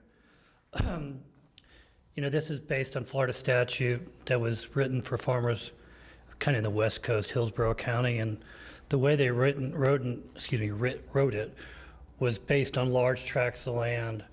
And me and other farmers in the Ag Reserve, we've had these housing there for generations, and mine are on small tracts. They're on 5 and 6 acre tracts. So the 1.5% area makes me lose farm worker housing. And my request is that as we go through this process, we consider making that 3%, which is only 7,100 and change square feet of housing on a 5 acre tract. That would be what I'd like you to consider as we go through this process. Thank you very much. Thank you. Commissioner Sacks, you're recognized. Are those all the cards on this? Yes. Mayor? I heartily agree with the last speaker. Hold on, you don't leave yet. Because That was done in Central Florida, and I think that the way that our farms are organized here and the way they are shrinking, we really do need to revisit that. So how can we do that at this point? Is it too late, or? Would you like to make a motion to approve it with 3%? Well, let me ask the farmer here. I mean, there's a lot of different farmers out here, and we have different needs. My need is 3%, but there's some people with existing housing, and I hate to speak for other farmers that have their own issues, but maybe existing housing stays where it's at, and/or new housing at 3%. I mean, I'm not prepared to give that much direction at this first Would we meeting. have any negative impact going to 3%, Lisa? Hello, Lisa Hi. Mara with Cooperative Extension. The Agricultural Enhancement Council recommended that this item be brought to you for initiation. There is the 3%, which Mr. Bowman is speaking of. That's something specifically related to properties that are in agricultural development that have freestanding farms, and they have accessory structures for accessory structures for farm worker housing. However, there's an issue in the agricultural reserve, where in the agricultural reserve, as you spend so much time on, like today, in the ag reserve, if you want farm worker quarters and you're doing an ag reserve PUD, you have to hold back one house for every farm worker quarter. And that is one of the biggest challenges in the ag reserve that we're having. So that is part of the overall initiation we're looking for to have conversations on, not just the increasing from the statute 1.5% to 3%, but also to have a dialogue with staff and you later about, do we want to keep is a one house in a PUD equivalent to one farm worker quarter? And that's part of the kind of overall dialogue we want to work on. Okay. Thank you. So just to be clear, the reason that's an issue is because the housing falls to the TDRs. But if we're trying to help farmers survive in the ag reserve, then I think the conversation at the Ag Enhancement Council was, can we not apply, because farm worker housing is specific to working on farms, and it's not like the same standard, I guess, as a regular house. They have different standards to apply, if I remember this correctly. And so one of those questions that they were asking for is that specific to farm worker housing, that they have to be connected to the farm and working on those farms, not have to have TDRs. So that is what one of the questions out there were. And I will turn this over. I'm not sure whose light was on first, but we'll start with Commissioner Marino. So quick question, development rights per property. If a property has no development rights at this time, then what happens? They can't build farm worker housing. If any of the ag reserve preserve areas, none of them have farm worker housing right now. That wasn't the question. The question was, if they don't have development rights, if we've had plenty of opportunity for people to sell off their development rights. If there are no development rights on that parcel, are we now saying, yes, you can build farm worker housing, even though you might have already sold off your development rights? That's what we're asking to look at with staff and bring back to you. This is just initiation to start doing that kind of work. There is groom's quarters allowed. Groom's quarters, and 20 groom's quarters you get for every house. But with farm worker quarters, you hold back a house and you only get one farm worker quarter. It's really weird, and we don't know why. There is a lot of farm worker quarters in the Thoroughbred Training Center on the north end, and they're in preserve area. But the farm worker quarters aren't allowed to be in preserve area right now. And that's one of the things we want to talk about. If I may, there are different categories. So there are farm residents, in which you're a farmer and you're working on, you're living on your land that you're doing the agriculture. There's farm workers housing, which is the verifiable workers that's in the state statute. And there's also the quarters. So that's when we would like to meet and make sure these terms are not conflicting when we're doing these things, and investigate on, again, the very issue you're looking at, maybe uncoupling, as what Lisa is talking about, the density issue. So there's a lot more to be done. This is just an initiation part of it. If you want to give us direction to look at the 3% and some of the other things, we were more than happy to do that. But it is a little more I just get nervous complicated. about setting a precedent Yeah. on property that has no development rights. That's my concern. Thank you. Vice Mayor Woodward, you're recognized. Thank you, Mayor. I guess my question is, if we, which we're just initiating this, and then you're going to go work on it. I'm assuming pretty much any farm that's operating in the ag reserve probably does not have development rights, or is because we have preserve. Farm is a use on a preserved parcel. So for this, I mean, I'm in support of moving this forward to build it out, because you said grooms quarters. I would think farm worker quarters are going to be pretty similar in what it is. So I would be very supportive of this. And again, to make sure that it's not just building multifamily housing that's going to become, it needs to be tied to the farm. So as long as that's part of this conversation, I'm very much in support of you beginning to work on it. And the percentages and all of that, I mean, that'll get baked in as you go. But again, most of the preserve areas, I would like all of the preserve areas to be farming. So then maybe this could actually help that a little bit. So I'm in support of this. Thank you. Commissioner Sacks, you're recognized. Did you want to say something, Ms. Just Mara? one thing, because of the Florida statute, property owners right now, the statute, and Darren can correct me if I'm wrong, but says that local governments can't enforce or adopt regulations that stop farm workers, stop farms from putting in farm worker quarters on up to 1.5% of the property for which they're farming.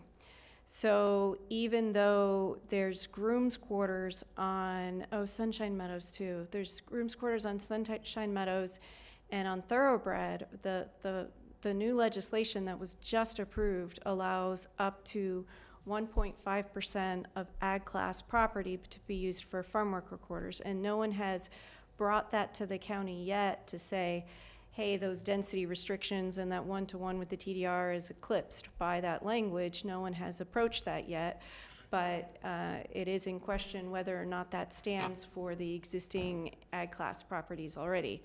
But what we're seeing in the ag reserve is that the farm workers are being imported to work from, if they're H-2A visa style farm workers, they're coming in from the EAA where there's farm worker quarters out there.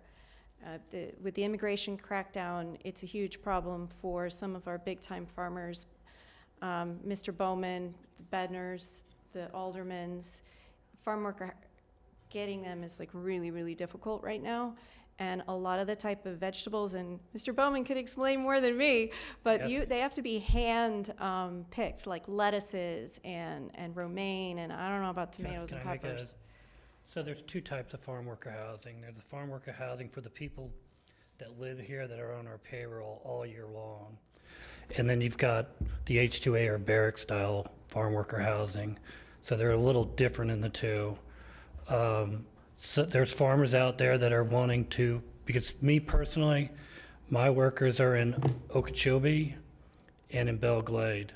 They have to drive an hour and a half, an hour and 20 minutes to and from work every day on a bus. That's pretty tough on them. I would like to get them closer to the farm. And there's other people in the ag reserve. I know Lionel Gray at Gray's, one of the largest nurseries out there. He's wanting this to help with his situation with his workers, because I've been in meetings with him. And like you mentioned, Mr. Alderman, there's others. They're just not here today. That'll probably bring their voice to the podium at a future day. But so, any questions? I don't know.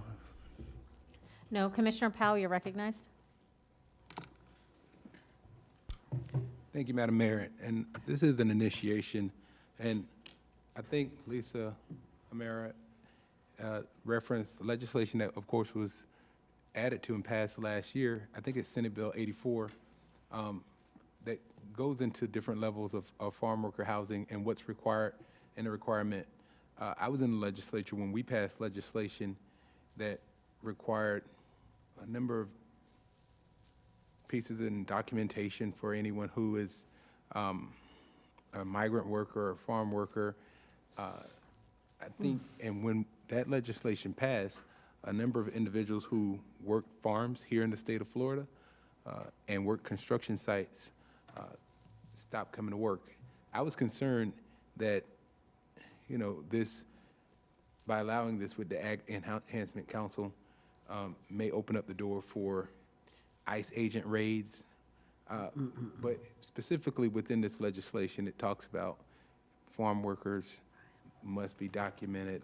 There's a number of provisions within the legislation that caveat that I am comfortable making sure that if we approve this as an initiation, we initiate this, this will not be a place where ICE will start going to farms in Palm Beach County and start raiding farm worker housing.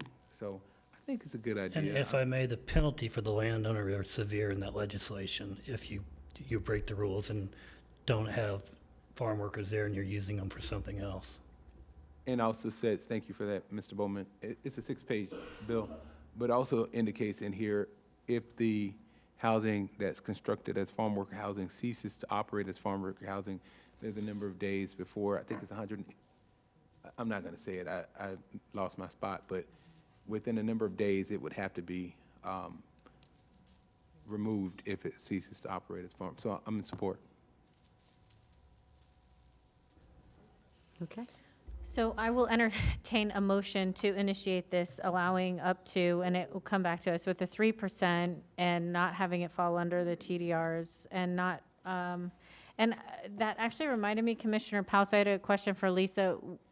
Where they have to shut it down right away, if people are making, or farmers are making investments in building the housing, how does that work? What did that timeline look like? I think it's either 180 or 365 days if farm worker housing, by the statute way, if it's vacant, then it has to be torn down or something. But that could be a minimum. What we had already initiated with the board a year or so ago was for the EAA, and we were looking at farm worker housing as a principal use, not on agricultural land, just to allow it consistent with the density and more of the urban areas and to allow barrack style. That's already initiated and that's already underway. But we wouldn't probably, if we're making a principal use, we're not talking about principal use with this item initiated today. But out in the EAA, if we made it a principal use, we probably wouldn't require it to be knocked down for, Okay. depending on where it is. And I know the interest in the EAA was to site them in the urban areas where the density is probably already HRE anyway. Lisa, I love that you are so knowledgeable, but you did answer it. Thank you so much. Madam Mayor. Yes. And it is, she's correct, it's 180 days. If the permit that's authorized by the Department of Health for housing on this site is revoked and any structure that's there must be removed within 180 days. So that's. Commissioner Sacks, if you'd like to make the motion? Yeah, thank you very much. I want to thank Lisa, and I know our loss is their gain, and I want to commend Mr. Bowman and your family for all you do, and I want to make sure that, I know Pat O'Brien, I want to mention his name as well, is having a lot of issues with getting farm workers, and as well as Lionel Gray. So I would like to move at this time, and I just want to mention that it does state in here, and this is to Commissioner Powell's issue, and I absolutely agree with you, that these are legally verified agricultural workers. So there shouldn't be any issues with our friends from ICE making a visit. So with that, and with your permission, I would like to move that we initiate a comprehensive plan, takes amendment. Up to the 3%. Up to 3%. And, And work and with. exempt from, the TDRs. Yes. And bring it back to us. I have a motion. Do I have a second? I have a second by Commissioner Weiss. All in favor? Any opposed? Please see that motion carries 7-0. Thank you. Thank you.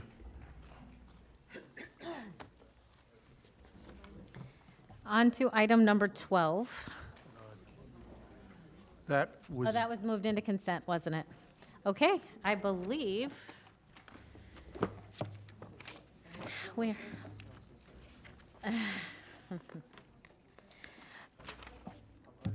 Does any commissioner have direction that they need to give? Vice Mayor Woodward, you're recognized. Thank you. I just wanted to know, Mr. Rudder, I know you were getting us some numbers, what I had asked about the gas tax. Were you able to get any of that? I sent you all a quick email the other night, 12 cents, is total of 60 cents per gallon collected. I think it was 12.5 cents is county local option as far as the dollar breakdown, more so the provisions for how one might suspend it. Digging a little bit deeper, read something that doesn't quite answer what we would look to do potentially on a preliminary basis. Still working with OFMB on that.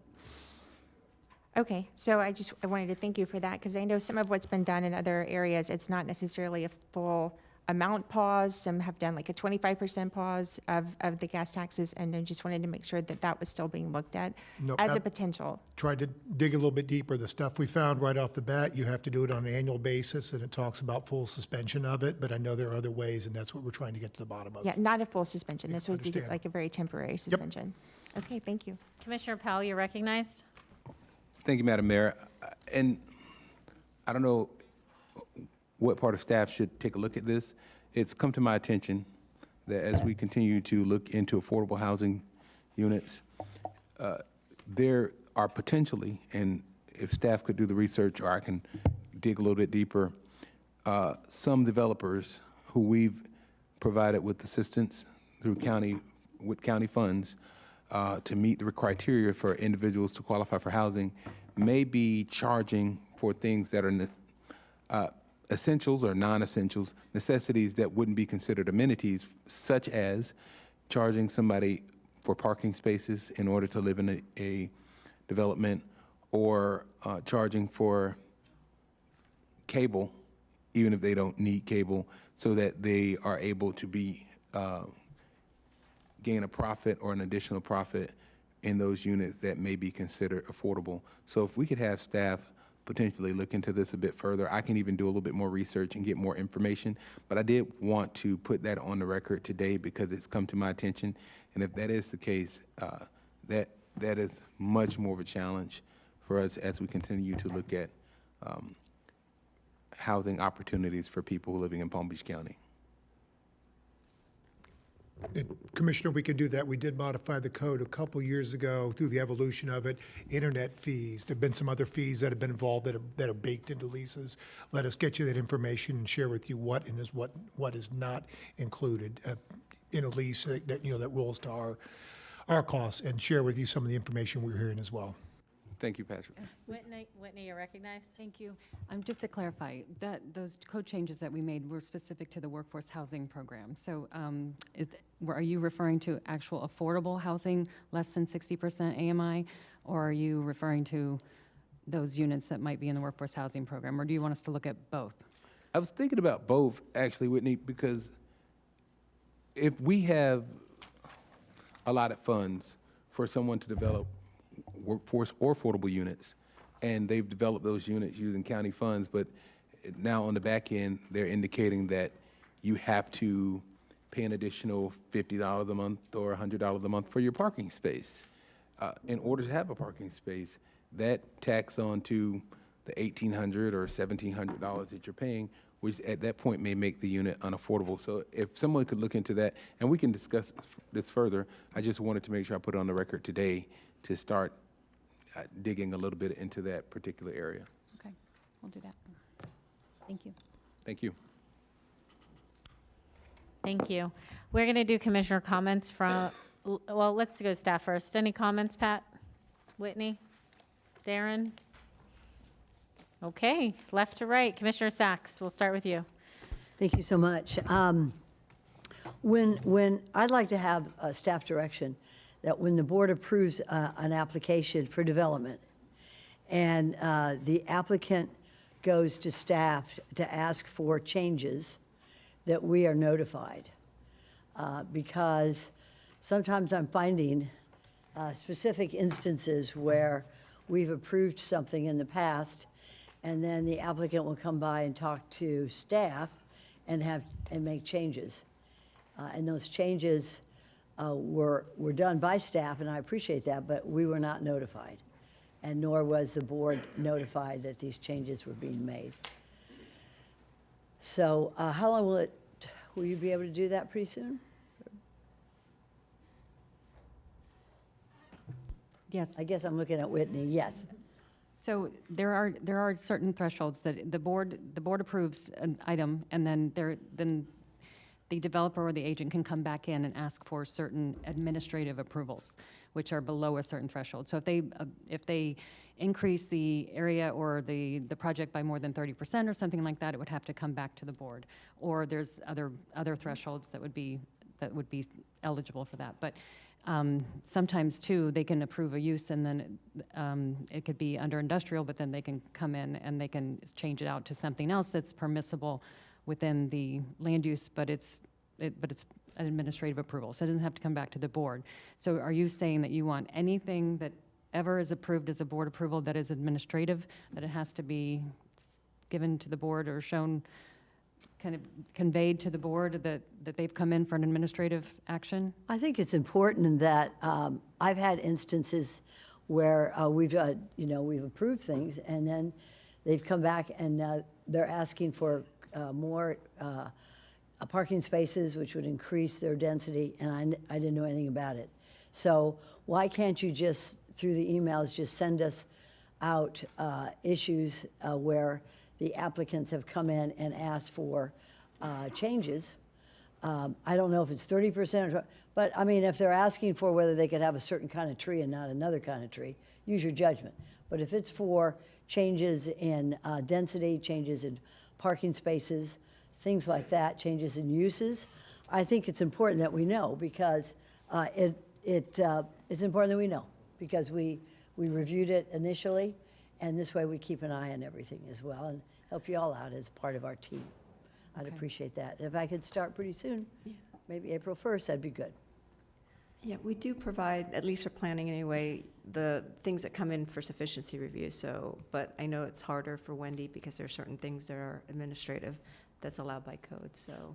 I don't know if more parking spaces is administrative, so why don't you just use our technology to push that button? Somebody comes in for a waiver or something, that change conditions that they want, just push that button, let us all know so that we can review it, and it's also part of public record. Commissioner Sacks, Commissioner Floor has a comment as well.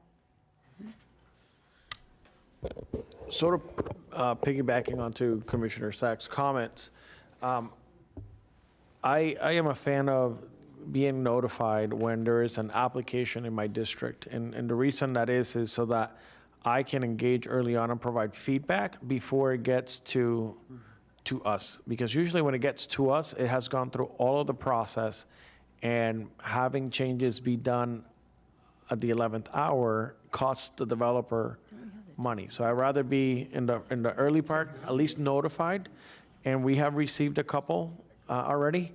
However, with that notification, it was the map of the county and an arrow that went like this, and I had no idea where that arrow pointed to. So it would be nice to get a more detailed,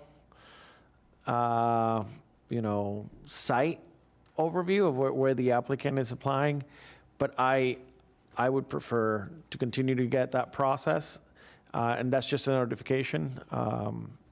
So I don't know if our system allows, when an application goes in, they selected the district, and it shoots out a generic email saying, hey, there's an application that's being put in your district.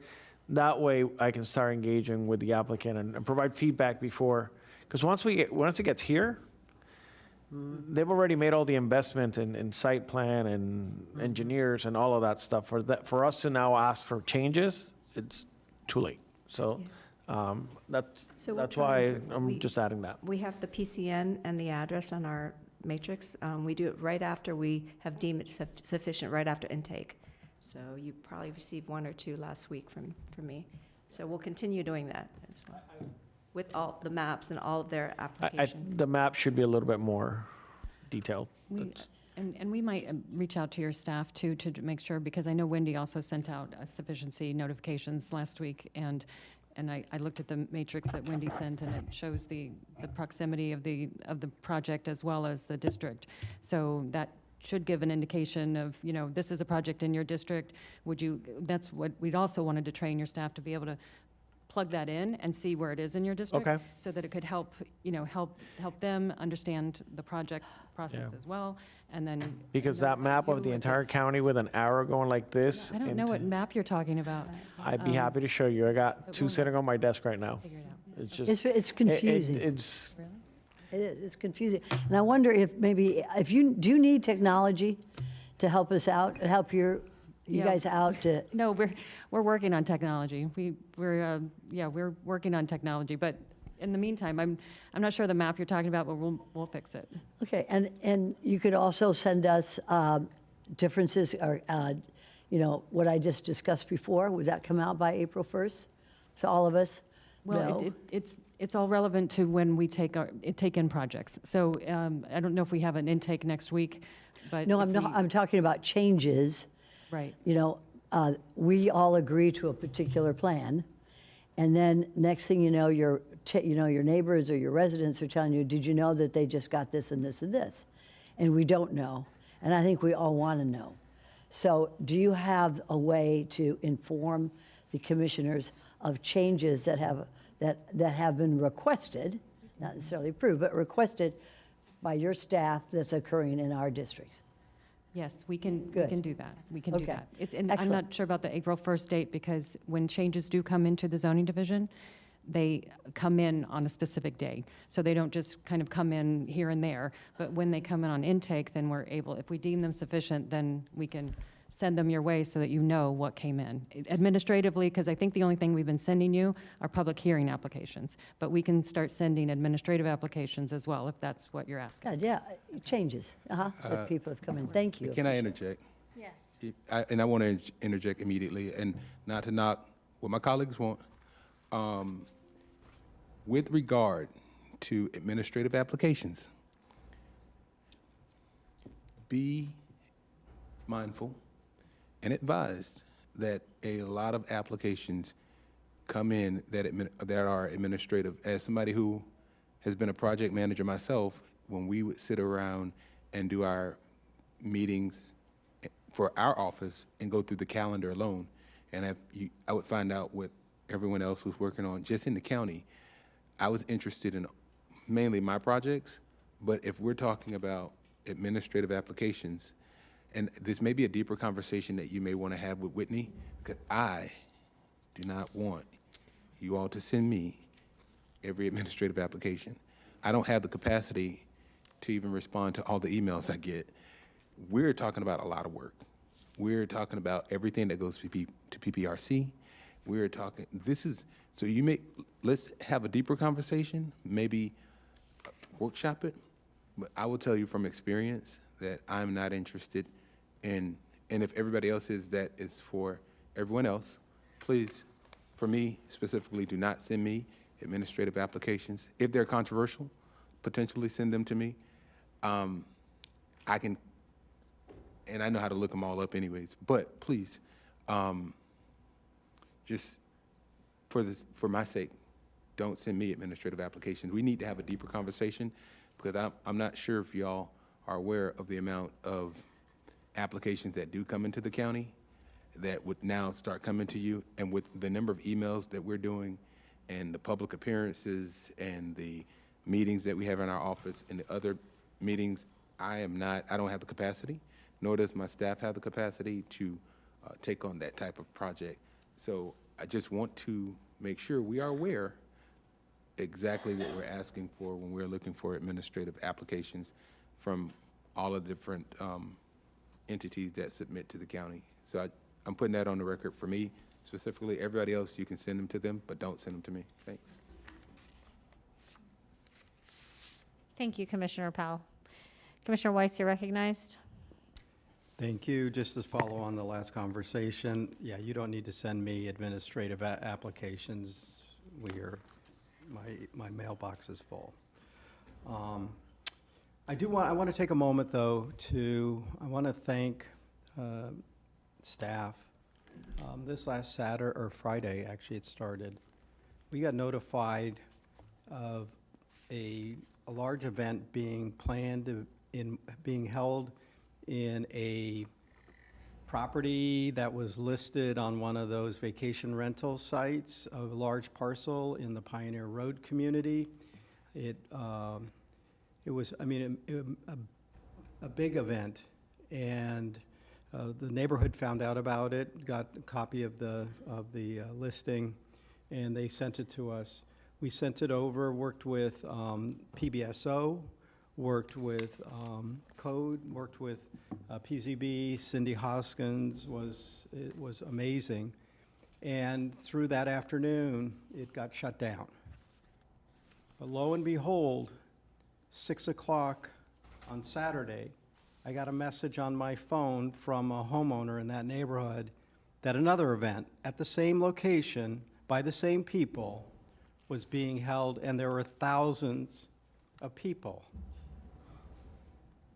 Cindy got to work on it on a Saturday night.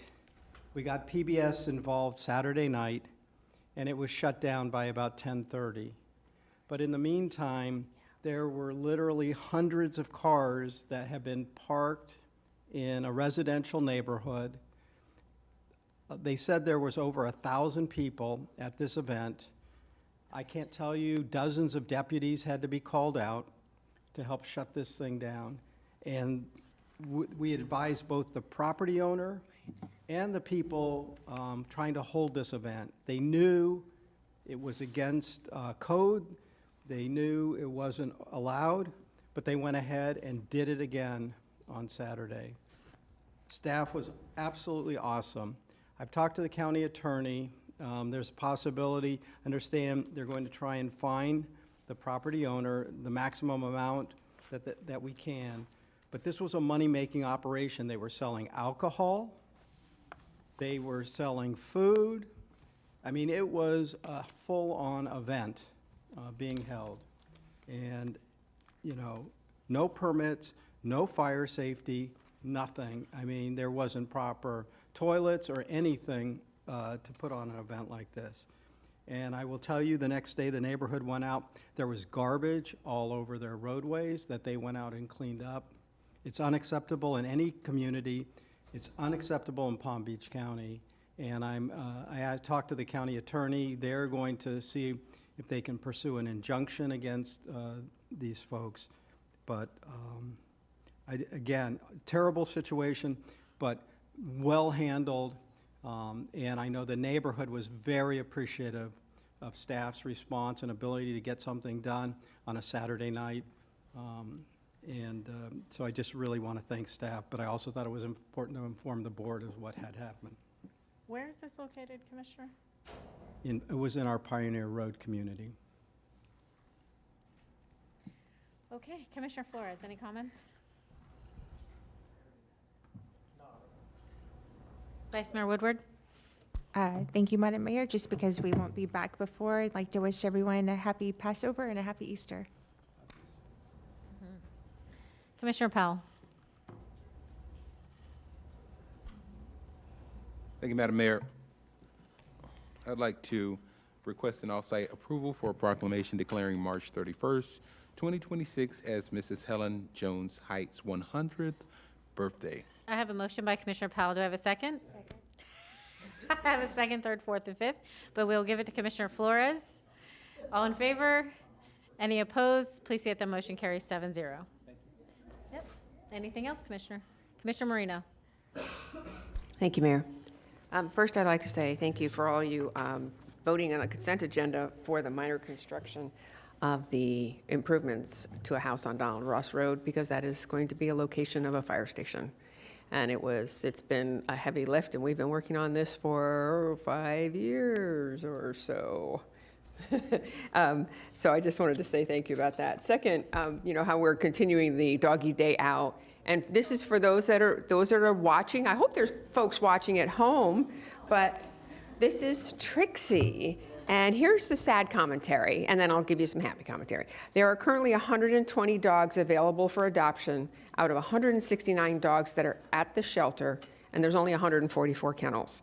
So these are some really tough statistics. So this is Trixie, our latest doggie. we took her to lunch today, and no one even knew she was with us. She's calm, she's cool, she's collected. She's 8 years old. Alicia, if you can walk a little further that way, we'll be able to see her better. She waddles. Keep going. Keep going. Perfect. There she is. So I'll read the stuff that makes you fun. This is at 8 years old, Trixie is a stunning black beauty who carries herself with grace, gentleness, and a quiet sweetness that draws you in instantly. She leans in for kisses, melts into every cuddle. She's been asleep most of the day. She walks gracefully by your side, and she actually, in the play groups, plays well with other dogs. She wasn't chosen by chance today. She was chosen with forethought because her owner, this is where it's a sad story, her owner was reunited with her owner in 2023, only to be brought back in the beginning of this month for humane euthanasia. The reasons, according to her past owner, who surrendered her, were the mast cell tumors, which if you look at her, you can see little spots. These are not anything that are life-threatening. She does have a little bit of hypothyroidism that's manageable with medication. That's all the information we know. The owner left her, and that was it. So that's why all these moments matter. And right now, we don't want this to be, one of Trixie's last days here on Earth. So if there is anybody out there listening or anyone in the building that wants to take Trixie home and give her a forever home, and we're not sure Trixie is her name because whenever we say Trixie, she just ignores us. So you get to rename her whatever you like and train her with that. But become her hero and take her home. That's all I have. Thank you. Thank you. Okay, I will go last. I just want to say thank you, staff. Thank you, everyone, for all your hard work and dedication. Tell everyone a happy Easter, happy Passover, and enjoy. With that, we're adjourned.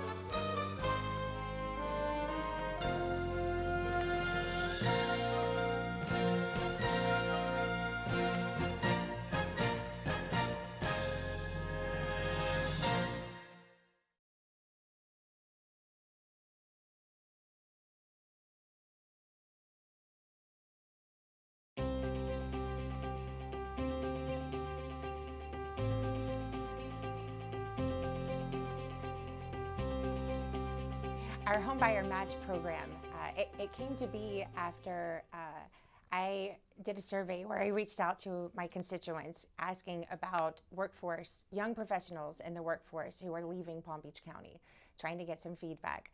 And I received a number of responses letting me know that young professionals, working professionals who are earning a pretty good income here, they see no path to home ownership. They're paying high rents, which could be an equivalent mortgage, but they have no way of getting into a house in Palm Beach County. So it began the conversation with our housing and economic development to see, did we have the potential to use any of the housing bond money to help with this? And came back a very quick no, that that's not an option. That's about building new homes or rental properties. But Jonathan and Carlos came back with a great idea about the ability to use in lieu fees. It's a pot of money that we have that's just sitting there right now. And I wanted to know, could we come up with a way to match people's down payments? They've been saving, but it's still not quite enough to get them into the house they want to get into. Could we come up with a way to match those dollars for them? So if they show up with $10,000, $20,000,